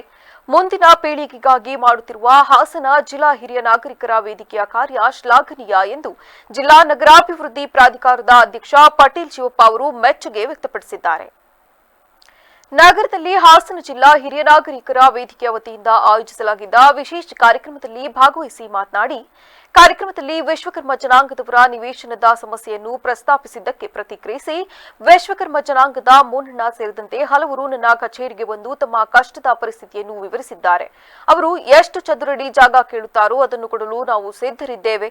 ಆದರೆ ಅವರಿಗೆ ಹಣ ಪಾವತಿಸಲು ತೀವ್ರ ಆರ್ಥಿಕ ಸಂಕಷ್ಟವಿದೆ. ಹೀಗಾಗಿ ಕನಿಷ್ಠ 20% ಹಣ ಪಾವತಿಸಿದರೆ ಉಳಿದ ಮೊತ್ತಕ್ಕೆ ಮುಂದಿನ ದಿನಗಳಲ್ಲಿ ಎಲ್ಲಾ ರಾಜಕಾರಣಿಗಳೊಂದಿಗೆ ಚರ್ಚಿಸಿ ರಾಜ್ಯ ಮಟ್ಟದ ನಾಯಕರ ಮೂಲಕ ಸಹಕಾರ ಕೊಡಿಸಿ ವಿನಾಯಿತಿ ಕೊಡಿಸಲು ಪ್ರಾಮಾಣಿಕ ಪ್ರಯತ್ನ ಮಾಡಲಾಗುವುದು ಎಂದರು. ಅಲ್ಲದೆ ನಗರ ಪ್ರಾಧಿಕಾರದ ಕಮಿಷನರ್ ಅವರೊಂದಿಗೂ ಈ ಬಗ್ಗೆ ಮಾತನಾಡಿದ್ದು, ಪಟ್ಟಣದ ವ್ಯಾಪ್ತಿಯಲ್ಲಿ ನಾಗರಿಕ ವೇದಿಕೆಗೆ ಹಾಗೂ ಹಿಂದುಳಿದ ವರ್ಗಗಳಿಗೆ ನಿಯಮಾನುಸಾರ ಯಾವ ರೀತಿ ಅವಕಾಶ ಕಲ್ಪಿಸಬಹುದೆಂಬ ಚರ್ಚೆ ಪ್ರಗತಿಯಲ್ಲಿದೆ ಎಂದು ಮಾಹಿತಿ ನೀಡಿದರು. ಮುಂದಿನ ಪೀಳಿಗೆಗೆ, ಮುಂದಿನ ನಾಗರಿಕರಿಗೆ, ಈಗ ನಾನು ಹಿರಿಯ ನಾಗರಿಕ ವೇದಿಕೆಗೆ ಅರ್ಜಿ ಹಾಕೊಂಡು ಇಲ್ಲಿ ಬಂದು ನಾನು ಇದರೊಳಗಡೆ ಸೇರ್ಕೊಂಡಂಗಾಗಿದೆ ಈಗ ಹೊಸದಾಗಿ. ಬಟ್ ಬೇರೆಯವ್ರಿಗೆ ವಯಸ್ಸು ಎಲ್ಲರಿಗೂ ಹೋಗ್ತಾ ಇರ್ತದೆ, ಎಲ್ಲರೂ ಮತ್ತು ಹಿರಿಯ ನಾಗರಿಕರು ಆಗ್ತಾ ಇರ್ತಾರೆ. ಮುಂದಿನ ಜನಕ್ಕೆ ನಾವು ಏನು ಬಿಟ್ಕೊಡ್ಬೇಕು, ನಾವೇನು ಮಾಡಿಡಬೇಕು, ಏನು ತಂದೆ ತಾಯಿಗಳು ಸ್ವಂತ ತನ್ನ ಮಕ್ಕಳಿಗೆ ಏನೇನು ಮಾಡಬೇಕು ಅಂತಾರೋ ಅದನ್ನು ಮುಂದಿನ ನಾಗರಿಕರಿಗೆ ನೀವು ಮಾಡ್ತಾ ಇದ್ದೀರಿ. ಕಾರ್ಯಕ್ರಮದಲ್ಲಿ ಹಿರಿಯ ನಾಗರಿಕರಾದ ಬಿಕೆ ಮಂಜುನಾಥ್ ಮಾತನಾಡಿ, ಅವರು ಹಿಂದೆ ಕೋರಮಂಗಲ ರೈತ ಸಂಘದ ಅಧ್ಯಕ್ಷರು, ಪದಾಧಿಕಾರಿಗಳಾದ ಪಾಪಣ್ಣ, ಲೋಕೇಶ್, ಸತ್ಯಣ್ಣ ಸೇರಿದಂತೆ ಹಲವರು ಹೋರಾಟಕ್ಕೆ ಕುಳಿತಾಗ ಯಾರೂ ಕ್ಯಾರೆ ಅಂದಿರಲಿಲ್ಲ. ಆ ಸಂದರ್ಭದಲ್ಲಿ ಕಾನೂನು ಚೌಕಟ್ಟಿನ ರಿಸ್ಕ್ ಗೊತ್ತಿದ್ದರೂ ಸುಮಾರು 3000 ಜನ ಸಂಘಟಿತರು ಸೇರಿ ರಾಷ್ಟ್ರೀಯ ಹೆದ್ದಾರಿ ಬಂದ್ ಮಾಡಿ ಎಸ್ಪಿ ಹಾಗೂ ಡಿಸಿಗೆ ಮನವಿ ನೀಡಲಾಗಿತ್ತು. ತಕ್ಷಣವೇ ದತ್ತ ಅವರು ಅಂದಿನ ಮುಖ್ಯಮಂತ್ರಿ ಸಿದ್ದರಾಮಯ್ಯ ಅವರೊಂದಿಗೆ ಮಾತನಾಡಿ ಒಂದೇ ವಾರದಲ್ಲಿ ವಿಧಾನಸೌಧದಲ್ಲಿ ಸಭೆ ನಿಗದಿಪಡಿಸಿದ್ರು. ಇದರ ಫಲವಾಗಿ ಕೇವಲ ಒಂದೇ ತಿಂಗಳಲ್ಲಿ ದೊಡ್ಡ ರಸ್ತೆಯ ಕಾಮಗಾರಿ ಪ್ರಾರಂಭವಾಯಿತು ಎಂದರು. ಮತ್ತು ವೆಂಕಟೇಶ್ ಮೂರ್ತಿ ನಾವೆಲ್ಲ ಕೂತಾಗ ಯಾರೂ ನಮ್ಮನ್ನು ಕ್ಯಾರೆ ಅನ್ನಲಿಲ್ಲ. ಕಾಟಳ್ಳಿ ಸರ್ಕಲ್ನಲ್ಲೇ ಕೂತಿದ್ದವು. ಕಾಟಳ್ಳಿ ನಮ್ಮ ಕೋರಮಂಗಲ ರೈತ ಸಂಘದ ಅಧ್ಯಕ್ಷರು, ಕಾರ್ಯಕರ್ತರು ಎಲ್ಲ ಬಂದಿದ್ದಾರೆ. ಪಾಪಣ್ಣವರು, ಲೋಕೇಶ್ ಅವರು, ನಮ್ಮ ಸ್ವರ್ಗೀಯ ಸತ್ಯಣ್ಣವರು ಎಲ್ಲ ಬಂದಿದ್ದಾರೆ. ಅವರೆಲ್ಲ ಸೇರಿ ಕೂತಂಥ ಸಂದರ್ಭದಲ್ಲಿ ದತ್ತ ಅವರು ಮತ್ತು ವೆಂಕಟೇಶ್ ಮೂರ್ತಿಯವರು ಮೀಡಿಯೇಷನ್ ಆಗಿ ಬಂದರು. ಸರ್ಕಾರದ ಪರವಾಗಿ ಸಿದ್ದರಾಮಯ್ಯನವ್ರ ಪರವಾಗಿ ಬಂದು ಮಾತಾಡಿದರು, ಟೈಮ್ ಕೊಟ್ಟು ಕೆಲಸ ಬಿಡುಗಡೆ ಆದರೆ ಗ್ರ್ಯಾಂಟ್ ಆದರೆ ಅವ್ರಿಗೂ ಒಂದು ವಾರದಲ್ಲಿ ಅಥವಾ ತಿಂಗಳೊಳಗೆ ಬೇಲಿ ಹಾಕಿ ಫೌಂಡೇಶನ್ ಬೇಲಿ ಹಾಕ್ಬಿಡ್ತಾರೆ. ಫಸ್ಟು ಬೌಂಡ್ರಿ ಫಿಕ್ಸ್ ಮಾಡ್ಕೊತಾರೆ, ಆಮೇಲೆ ಒಳಗಡೆ ಬಿಲ್ಡಿಂಗ್ ಕಟ್ಟಕ್ಕೆ ಹೋಗ್ತಾರೆ. ನಮ್ಮ ಹಿಂದೂಗಳ ಪದ್ಧತಿ ಇದ್ದರೆ ಫಸ್ಟೇ ಬಿಲ್ಡಿಂಗ್ ಕಟ್ಟಕ್ಕೆ ಹೋಗಿ ಸುತ್ತ ಮಾಡಿದ ಬೌಂಡ್ರಿಗೆ ಬೇಲಿ ಹಾಕಲ್ಲ, ಕಾಂಪೌಂಡು ಹಾಕಲ್ಲ, ಫಸ್ಟ್ ಬಿಲ್ಡಿಂಗ್ ಕಟ್ಟಕ್ಕೆ ಹೋಗ್ತಾರೆ ಮಧ್ಯದಲ್ಲಿ. ಅದು ಅಕ್ಕಪಕ್ಕದವರಿದ್ದ. ಕಾರ್ಯಕ್ರಮದಲ್ಲಿ ಹಿರಿಯ ನಾಗರಿಕರ ವೇದಿಕೆಯ ಪ್ರಮುಖರಾದ ವೀರಭದ್ರಪ್ಪ ಮೊಗಣ್ಣಗೌಡ ಸೇರಿದಂತೆ ಇತರರು ಉಪಸ್ಥಿತರಿದ್ದರು. ಇತಿಹಾಸವನ್ನು ತಿಳಿಯದೇ ಇದ್ದವರು ಇತಿಹಾಸವನ್ನು ರಚಿಸಬಲ್ಲವರಲ್ಲ ಎಂದು ಶ್ರೀ ಆದಿಚುಂಚನಗಿರಿ ಪೀಠಾಧ್ಯಕ್ಷರಾದ ನಿರ್ಮಲಾನಂದ ಸ್ವಾಮೀಜಿ ತಿಳಿಸಿದ್ದಾರೆ. ಪಟ್ಟಣದ ಬಿಜಿಎಸ್ ಸಮುದಾಯ ಭವನದಲ್ಲಿ ನಡೆದ ತಮ್ಮಣ್ಣಗೌಡ ಮತ್ತು ನರಸಿಂಹೇಗೌಡ ನಾರಾಯಣಪುರ ಇವರು ರಚಿಸಿದಂತಹ ಭೈರವೇಶ್ವರ, ಭಕ್ತಿನಾಥ, ಚಂದ್ರಶೇಖರನಾಥ, ರಾಮಾನಂದನಾಥ, ನಾಥಪಂಥ, ಪುಣೆಕೋಟಿಯ ನಾಡಿನಲ್ಲಿ ಮಕ್ಕಳ ಮಹಾಭಾರತ ಇವುಗಳ ಕೃತಿಯ ಲೋಕಾರ್ಪಣಾ ಕಾರ್ಯಕ್ರಮದಲ್ಲಿ ಮಾತನಾಡಿ, ಇತಿಹಾಸವನ್ನು ತಿಳಿಯದೇ ಇದ್ದವರು ಇತಿಹಾಸವನ್ನು ರಚಿಸಬಲ್ಲವರಲ್ಲ. ಏಕೆಂದರೆ ಯಾವುದೇ ಇತಿಹಾಸವನ್ನು ತಿಳಿದಿದ್ದರೆ ಮಾತ್ರ ಅವರಿಂದ ಇತಿಹಾಸವನ್ನು ರಚಿಸಲು ಸಾಧ್ಯವಾಗುತ್ತದೆ. ಅದೇ ರೀತಿ ನಮ್ಮ ತಮ್ಮಣ್ಣಗೌಡರು ಮತ್ತು ನರಸಿಂಹಗೌಡರು ಇವರಿಬ್ಬರೂ ಕೂಡ ಇತಿಹಾಸವನ್ನು ತಿಳಿದುಕೊಂಡು ನಮ್ಮ ಮಠದ ಇತಿಹಾಸವನ್ನು ಮತ್ತು ಸ್ವಾಮಿಗಳ ಇತಿಹಾಸವನ್ನು ರಚಿಸಿದ್ದಾರೆ. ಈ ಇತಿಹಾಸದಲ್ಲಿ ಗುರುಪರಂಪರೆ, ಮಠ, ನಡೆದು ಬಂದ ದಾರಿ ಹಾಗೂ ಸ್ವಾಮೀಜಿಗಳ ಇತಿಹಾಸ ಇವುಗಳನ್ನು ಒಳಗೊಂಡಂತೆ ಒಟ್ಟು 7 ಪುಸ್ತಕಗಳನ್ನು ರಚಿಸಿದ್ದಾರೆ. ಈ ರಚನೆಯಲ್ಲಿ ಆದಿಚುಂಚನಗಿರಿ ಇತಿಹಾಸವನ್ನು ಒಳಗೊಂಡಂತೆ ರಚನಾತ್ಮಕ ವಿವರಗಳನ್ನು ರಚಿಸಿ ಇತಿಹಾಸದ ಪ್ರತಿಯೊಂದು ಪುಟಗಳನ್ನು ರಚಿಸಿರುವುದು ಇತಿಹಾಸದ ಬರಹಗಾರರೇ ಎಂಬುದನ್ನು ಸಾಬೀತುಪಡಿಸಿದ್ದಾರೆ. ಅಂತಹ ಗುರುಗಳ ಚರಿತ್ರೆಯನ್ನು ಬರೆದುಕೊಟ್ಟು ಮಹತ್ವಕಾರವನ್ನು ಮಾಡಿರ್ತಕ್ಕಂಥ ನಿಮಗೆ ನಮ್ಮ ಸಮಸ್ತ ಭಕ್ತ ಸಂಘದ ಪರವಾಗಿ ಧನ್ಯವಾದಗಳನ್ನು ನಾನು ಹೇಳಲಿಕ್ಕೆ ಇಷ್ಟಪಡ್ತೇನೆ. ಅವರು ಬರೆದಿದ್ದಾರೆ, ಸಾಕಷ್ಟು ವಿಚಾರಗಳನ್ನು ನೀವೆಲ್ಲರೂ ಮಾತನಾಡಿದ್ದೀನಿ ಅಂತ ಭಾವಿಸ್ತೇನೆ. ಮುಂಚೆಯಿಂದನೂ ಕೂಡ ಇಲ್ಲಿರ್ತಕ್ಕಂಥ ನಮ್ಮ ಮಕ್ಕಳಿಗೆ ನೀವೆಲ್ಲರೂ ತಿಳ್ಕೊಂಡಿದ್ದೀವಿ. ಆದಿಚುಂಚನಗಿರಿಯ ಇತಿಹಾಸ ಎಲ್ಲಿಂದ ಪ್ರಾರಂಭ ಆಯಿತು ಅನ್ನೋದನ್ನು ಸೂಕ್ಷ್ಮವಾಗಿ ಹೇಳಿ ನೇರವಾಗಿ 3 ಜಗದ್ಗುರುಗಳ ವಿಚಾರಕ್ಕೆ ಬಂದಿರತಕ್ಕಂಥದ್ದು. ಸುಮಾರು 2ನೇ ಶತಮಾನದಲ್ಲಿ ಈ ಸಂದರ್ಭದಲ್ಲಿ ಆದಿಚುಂಚನಗಿರಿ ಹಾಸನದ ಶಾಖಾ ಮಠದ ಕಾರ್ಯದರ್ಶಿ ಶಂಭುನಾಥ ಸ್ವಾಮೀಜಿ, ಶ್ರೀ ಆದಿಚುಂಚನಗಿರಿ ಟ್ರಸ್ಟಿನ ಕಾರ್ಯದರ್ಶಿ ಪುರುಷೋತ್ತಮ ನಂದ ಸ್ವಾಮೀಜಿ, ಶಾಸಕ ಸಿಎನ್ ಬಾಲಕೃಷ್ಣ, ಮಂಡ್ಯದ ಕರ್ನಾಟಕ ಸಂಘದ ಜಯಪ್ರಕಾಶ್ ಗೌಡ, ಆಂಧ್ರಪ್ರದೇಶದ ಆದಾಯ ತೆರಿಗೆ ಆಯುಕ್ತ ಜಯರಾಮ್ ರಾಯ್ಪುರ ಇನ್ನು ಮುಂತಾದವರು ಹಾಜರಿದ್ದರು. ಶಿವಲಿಂಗೇಗೌಡರ ಜನಪರ ಕಾಳಜಿ ಮೆಚ್ಚಿ ಅವರ ಜೊತೆ ನಾವಿದ್ದೇವೆ, ಮತ್ತೊಬ್ಬರ ವಿರುದ್ಧ ಮಾತನಾಡುವಾಗ ಎಚ್ಚರಿಕೆ ಇರಬೇಕೆಂದು ದೊಮೇನಹಳ್ಳಿ ಗ್ರಾಮ ಪಂಚಾಯಿತಿ ಮಾಜಿ ಅಧ್ಯಕ್ಷ ಅಜ್ಜಪ್ಪರಿಗೆ ತಾಲೂಕು ಗ್ಯಾರಂಟಿ ಯೋಜನೆಗಳ ಅನುಷ್ಠಾನ ಸಮಿತಿಯ ಅಧ್ಯಕ್ಷ ಧರ್ಮಶೇಖರ್ ಎಚ್ಚರಿಕೆ ನೀಡಿದರು. ಸುದ್ದಿಗೋಷ್ಠಿಯಲ್ಲಿ ಮಾತನಾಡಿದ ಅವರು, ಎನ್ಆರ್ ಸಂತೋಷ್ ಅವರು ಹಾಸನದ ಸುದ್ದಿಗೋಷ್ಠಿಯಲ್ಲಿ ಮಾಡಿದ ಆರೋಪಗಳಿಗೆ ಉತ್ತರ ನೀಡಿದ್ದ ನಮಗೆ ಅವರ ಹಿಂಬಾಲಕರು ಉತ್ತರ ನೀಡುವ ಬರದಲ್ಲಿ ಬಾಯಿಗೆ ಬಂದಂತೆ ಮಾತನಾಡುವುದು ಸರಿಯಲ್ಲ.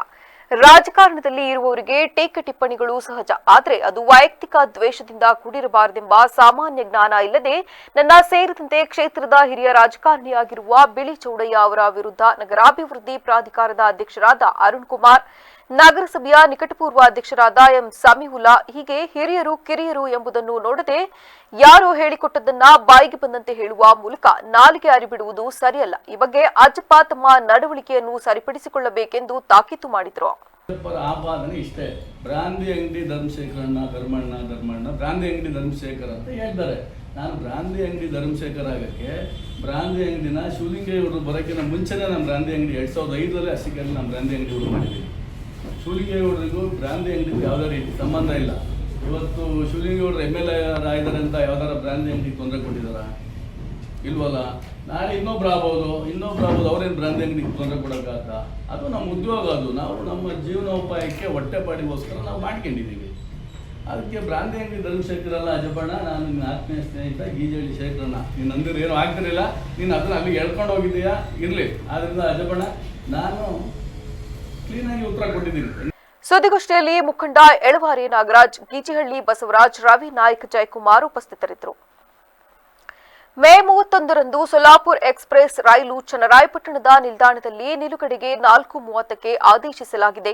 ಕೇಂದ್ರದ ರೈಲ್ವೆ ಉಸ್ತುವಾರಿ ಸಚಿವ ವಿ ಸೋಮಣ್ಣ ಅವರಿಂದ ಸಾಂಕೇತಿಕವಾಗಿ ಚಾಲನೆಯೂ ಕೂಡ ದೊರೆಯಲಿದೆ ಎಂದು ಶಾಸಕ ಸಿಎನ್ ಬಾಲಕೃಷ್ಣ ತಿಳಿಸಿದ್ದಾರೆ.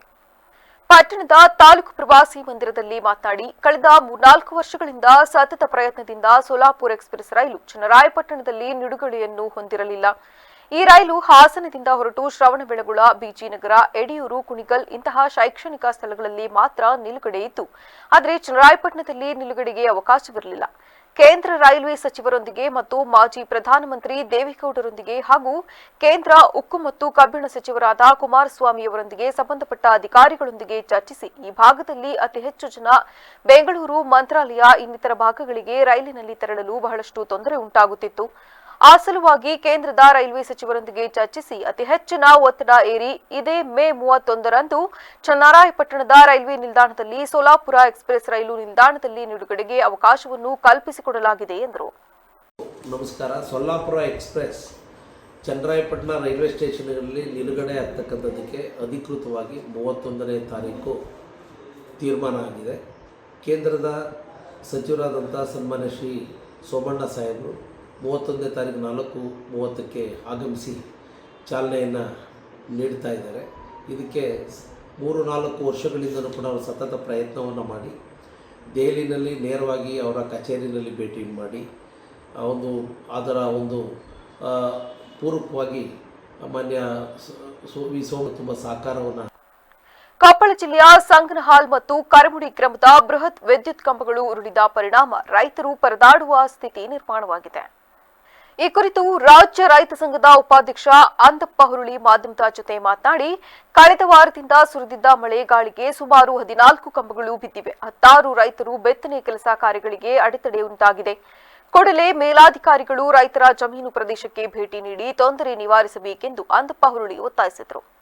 24/5/2026 ರಾತ್ರಿ ವೇಳೆ ಮಳೆಗಾಳಿಗೆ 14 ಟವರ್ಗಳು ಸಂಗನಾಳದಿಂದ ಕರ್ಮುಡಿ ಅರ್ಧ ಭೂಮಿ ತನಕನೂ 14 ಟವರ್ಗಳು ಇವತ್ತು ನೆಲಕಚ್ಚಿವೆ. ಪೂರ್ಣ ಕೃಷಿ ಚಟುವಟಿಕೆಗೆ ಬಿತ್ತನೆ ಮಾಡಲಿಕ್ಕೆ ಪೂರ್ಣ.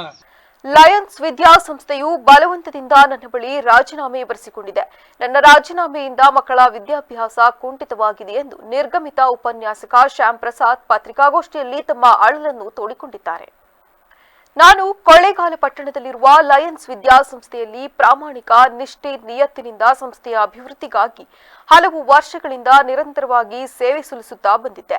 ನನ್ನ ಕಾರ್ಯಕ್ಷಮತೆಯಿಂದ ಸಂಸ್ಥೆಗೆ ಒಳ್ಳೆಯ ಹೆಸರು ಹಾಗೂ ಸಂಸ್ಥೆಯ ಅಭಿವೃದ್ಧಿಗಾಗಿ ನನ್ನ ಮೇಲೆ ಒಂದು ಕಪ್ಪು ಚುಕ್ಕೆಯನ್ನು ತೆಗೆದುಕೊಳ್ಳದೆ ಸಂಸ್ಥೆಗಾಗಿ ದುಡಿಯುತ್ತಾ ಬಂದಿದ್ದೆ. ಇದಲ್ಲದೆ ಲಯನ್ಸ್ ವಿದ್ಯಾಸಂಸ್ಥೆಯ ವಿದ್ಯಾರ್ಥಿಗಳು ಹಾಗೂ ಪೋಷಕರುಗಳ ಜೊತೆ ಉತ್ತಮವಾದ ಬಾಂಧವ್ಯ ಇರಿಸಿಕೊಂಡಿದ್ದೆ. ಡೊನೇಷನ್ ದಂಡೆಗೆ ಕಡಿವಾಣ ಹಾಕಿ ಎಂದು ಹೇಳಿದ್ದೆ. ದೊಡ್ಡ ಮಹಾ ಅಪರಾಧವೇ. ಇದನ್ನು ಸಹಿಸಲಾರದ ಕೆಲವು ಲಯನ್ಸ್ ಸಂಸ್ಥೆಯ ಸಿಬ್ಬಂದಿ ಹಾಗೂ ಅಧ್ಯಾಪಕೇತರ ವರ್ಗ ಈ ಬೆಳವಣಿಗೆಯನ್ನು ಸಹಿಸಲಾರದೆ ನನ್ನ ಮೇಲೆ ಇಲ್ಲಸಲ್ಲದ ಆಪಾದನೆ ಆರೋಪಗಳನ್ನು ಹೊರಿಸಿ ಸಂಸ್ಥೆಯಲ್ಲಿ ಉಳಿಸಿಕೊಳ್ಳಲಾಗದೆ ನನ್ನಿಂದ ಬಲವಂತವಾಗಿ ರಾಜೀನಾಮೆ ಬರೆಸಿಕೊಂಡಿದ್ದಾರೆ ಎಂದು ತಮ್ಮ ಅಳಲು ತೋಡಿಕೊಂಡರು. ಈಗ ಫ್ರೆಷರ್ಸ್ ಅಲ್ಲಿ ಆಗಲಿಲ್ಲ ಅಂತಂದ್ರೆ ಅವರು ರಿಪೀಟ್ ಹೋಗ್ತಾರೆ ಅಂದ್ರೆ 3 ವರ್ಷ. ಒಂದು ಪ್ರತಿಭಾವಂತ ಹುಡುಗ ಆಗಿರ್ಬೋದು, ಹುಡುಗಿ ಆಗಿರ್ಬೋದು, ಅವರು ಮೆಡಿಕಲ್ ಮಾಡಲೇಬೇಕು ಅಂತ ಹೇಳಿದ್ರೆ 3 ವರ್ಷ ಕಟ್ಟಕ್ಕಾಗಿಲ್ಲ ಅಂತಂದ್ರೆ ಅವ್ರ ಆಂಬಿಷನ್ಸ್ ಕೊಲ್ಯಾಪ್ಸ್ ಆಗುತ್ತೆ ಸರ್. ನಾವು ಇದೆಲ್ಲ ನೋಡಿ ನಾವು ನಾಮಿನಲ್ ಫೀಸ್ ಮಾಡಿ ಸ್ಲ್ಯಾಬ್ ಮಾಡಿ ಪರ್ಸೆಂಟೇಜ್ ತುಂಬ ಇರೋರಿಗೆ, ಟ್ಯಾಲೆಂಟ್ ಇರೋರಿಗೆ ಒಂದು ಸ್ವಲ್ಪ ಅವಕಾಶ ಕೊಡಿ. ಅವರು ಒಳ್ಳೆ ಇಂಜಿನಿಯರಿಂಗ್ ಕಾಲೇಜ್ಗೆ, ಒಳ್ಳೆ ಮೆಡಿಕಲ್ ಕಾಲೇಜ್ಗೆ ಹೋಗಕ್ಕೆ ಅವಕಾಶ ಮಾಡಿಕೊಡಿ. ನಾವು ಸಹಾಯ ಮಾಡೋದ್ರಿಂದ ಯಾರು ಬಡತನನ್ನು ನಾವು ನಿವಾರಣೆ ಮಾಡೋಕ್ಕಾಗಲ್ಲ. ಬಟ್ ವಿದ್ಯೆ ಕೊಟ್ಟಾಗ ಅವ್ರ ಬಡತನನ ಕಂಪ್ಲೀಟಾಗಿ ಬೇರೆ ಸಮೇತ ಕಿತ್ತಾಕ್ಬೋದು ಅನ್ನೋದು ನನ್ನ ಉದ್ದೇಶ. ನಂತರ ಸುದ್ದಿಗೋಷ್ಠಿಯಲ್ಲಿ ಭಾಗವಹಿಸಿದ್ದ ಸಂಘಟನೆ ಹಾಗೂ ಹೋರಾಟಗಾರ ಚೇತನ್ ಉಪನ್ಯಾಸಕ ಮಾತನಾಡಿ, ಶ್ಯಾಮ್ ಕುಮಾರ್ ಅವರು ಪಟ್ಟಣದ ಲಯನ್ಸ್ ವಿದ್ಯಾಸಂಸ್ಥೆಯಲ್ಲಿ ಉತ್ತಮವಾದ ಉಪನ್ಯಾಸಕರಾಗಿದ್ದರು. ಇವರು ಲಯನ್ಸ್ ವಿದ್ಯಾಸಂಸ್ಥೆಯಲ್ಲಿ ಸುಮಾರು ವರ್ಷಗಳಿಂದ ಸತತವಾಗಿ ನಿರಂತರವಾಗಿ ಉತ್ತಮವಾದ ಸೇವೆ ಸಲ್ಲಿಸುತ್ತಾ ಬಂದಿದ್ರು. ಹಲವಾರು ವಿದ್ಯಾಸಂಸ್ಥೆಗಳಿಂದ ಇವರು ಸೇವೆ ಸಲ್ಲಿಸುತ್ತಿದ್ದ ಲಯನ್ಸ್ ವಿದ್ಯಾಸಂಸ್ಥೆಗೆ ಸುಮಾರು ವಿದ್ಯಾರ್ಥಿಗಳು ಹಾಜರಾಗಿದ್ದರು. ಲಯನ್ಸ್ ವಿದ್ಯಾಸಂಸ್ಥೆಯ ಬೆಳವಣಿಗೆಗೆ ಸ್ಪಂದಿಸುತ್ತಿದ್ದರು. ಇವರ ಬೆಳವಣಿಗೆಯನ್ನು ಸಹಿಸಲಾರದ ಕೆಲವು ಕಾರಣದ ಕೈಗಳು ಉಪನ್ಯಾಸಕ ಶ್ಯಾಮ್ ಕುಮಾರ್ ಅವರ ಮೇಲೆ ಇಲ್ಲಸಲ್ಲದ ಆರೋಪ ಹೊರಿಸಿ ಬಲವಂತ ರಾಜೀನಾಮೆ ಪಡೆದಿದ್ದಾರೆಂದು ಕಿಡಿಕಾರಿದರು. ಶ್ಯಾಮ್ ಕುಮಾರ್ ಅವರು ಇದ್ದಾರೆ, ನೀವು ಉಳಿದಿದ್ದನ್ನ ಅವ್ರನ್ನ ಕೇಳ್ಕೊಳ್ಳಿ. ಗುಂಡೆಗಿರಿ ಮಾಡೋರು ಅವ್ರ ಹೆಸರು ಗೊತ್ತಿಲ್ಲ. ಲೇಡಿ ಮಾತಾಡಿದ್ದಾರೆ, ನಿಮ್ ನ್ಯೂಸ್ ಅಲ್ಲೇ ಅದು ನೋಡಿದೆ ನಾನು. ಅವ್ರ ಲೇಡಿ ಮಾತಾಡಿದ್ದಾರೆ. ಅವ್ರ ಪೇರೆಂಟ್ಸ್ ಅಲ್ಲ, ಅಲ್ಲಿ ಅವ್ರ ಮಕ್ಕಳು ಓದ್ತಾ ಇಲ್ಲ. ಸುಮ್ಮನೆ ಗುಂಡಗಿರಿ ಮಾಡಿದ್ರೆ ಅಲ್ಲಲ್ಲ, ನಮ್ಗೆ ಯಾರು ಇವ್ರ ಹತ್ರ ದುಡ್ಡು ಇಸ್ಕೊಂಡು ನನ್ನನ್ನ ಗೂಂಡಾಗಿರಿ ಮಾಡಕ್ಕೆ ಕಳಿಸಿದ್ದಾರೆ ಅನ್ನೋ ಆರೋಪ ನನ್ನ ಮೇಲೆ ಇದೆ. ಲೇಡಿ ಅಂದಿಲ್ಲ, ಇವರು ಗೂಂಡಾಗಿರಿ ಮಾಡಕ್ಕೆ ಕಳಿಸಿದ್ದಾರೆ, ಇವ್ರ ಮೇಲೆ ಕೇಸ್ ಹಾಕಿ. ಈ ಸಂದರ್ಭದಲ್ಲಿ ವಕೀಲ ಬಸವರಾಜು, ಪೋಷಕರಾದ ಜ್ಯೋತಿ, ಅನಿತಾ, ಗಾಯತ್ರಿ ಪತ್ರಿಕಾಗೋಷ್ಠಿಯಲ್ಲಿ ಉಪಸ್ಥಿತರಿದ್ದರು. ರಾಜ್ಯದಲ್ಲಿ ಮುಖ್ಯಮಂತ್ರಿ ಬದಲಾವಣೆ ಕುರಿತು ಕೇಳಿಬರುತ್ತಿರುವ ವದಂತಿಗಳ ಬೆನ್ನಲ್ಲೇ ಆಹಾರ ಮತ್ತು ನಾಗರಿಕ ಸರಬರಾಜು ಸಚಿವ ಕೆಎಚ್ ಮುನಿಯಪ್ಪ ಅವರು ಇಂದು ಕೆಪಿಸಿಸಿ ಕಚೇರಿಯಲ್ಲಿ ಮಾಧ್ಯಮಗಳೊಂದಿಗೆ ಮಾತನಾಡಿ ಮಹತ್ವದ ಹೇಳಿಕೆ ನೀಡಿದ್ದಾರೆ. ಸಿಎಂ ಬದಲಾವಣೆ ವಿಚಾರವಾಗಿ ಇಲ್ಲಿಯವರೆಗೆ ನೀವೇನು ಹೇಳ್ತಿದ್ದೀರೋ ಅದೆಲ್ಲವನ್ನ ಪೇಪರ್ ಮತ್ತು ಟಿವಿಗಳಲ್ಲಿ ಮಾತ್ರ ನೋಡಿದ್ದೇವೆ. ನಮಗೆ ಆ ಬಗ್ಗೆ ಅಧಿಕೃತವಾಗಿ ಯಾವುದೂ ಗೊತ್ತಿಲ್ಲ. ಮುಖ್ಯಮಂತ್ರಿ ಸಿದ್ದರಾಮಯ್ಯ ಅವರು ಸಚಿವರಿಗೆ ಬೆಳಗಿನ ತಿಂಡಿಗೆ ಆಹ್ವಾನ ನೀಡಿದ್ದಾರೆ ಎನ್ನಲಾದ ವಿಚಾರದ ಬಗ್ಗೆ ಪ್ರತಿಕ್ರಿಯಿಸಿದ ಮುನಿಯಪ್ಪ, ಮಾನ್ಯ ಮುಖ್ಯಮಂತ್ರಿಗಳು ಬೆಳಗ್ಗೆ ತಿಂಡಿಗೆ ಕರೆದಿದ್ದಾರೆ ಅಂತ ನೀವು ಹೇಳ್ತಾ ಇದ್ದೀರಿ. ಆದ್ರೆ ನನಗೆ ಇನ್ನೂ ಆ ಬಗ್ಗೆ ಯಾವುದೇ ಅಧಿಕೃತ ಮಾಹಿತಿ ಬಂದಿಲ್ಲ. ಒಂದು ವೇಳೆ ಮುಖ್ಯಮಂತ್ರಿಗಳು ಕರೆದರೆ ಖಂಡಿತವಾಗಿಯೂ ನಾನು ಹೋಗುತ್ತೇನೆ. ಅಲ್ಲಿ ಏನು ವಿಷಯಗಳು ಇವೆ ಎಂಬುದನ್ನು ತಿಳಿದುಕೊಳ್ಳುತ್ತೇನೆ. ಸಿಎಂ ಅವರನ್ನು ಭೇಟಿಯಾಗುವ ಮುನ್ನ ನಾನು ಈ ಬಗ್ಗೆ ಏನನ್ನೂ ಮಾತನಾಡಲ್ಲ ಎಂದು ಪಕ್ಷದ ನಾಯಕರಿಗೆ ಮತ್ತು ಮಾಧ್ಯಮಗಳಿಗೆ ಮನವಿ ಮಾಡಿದರು.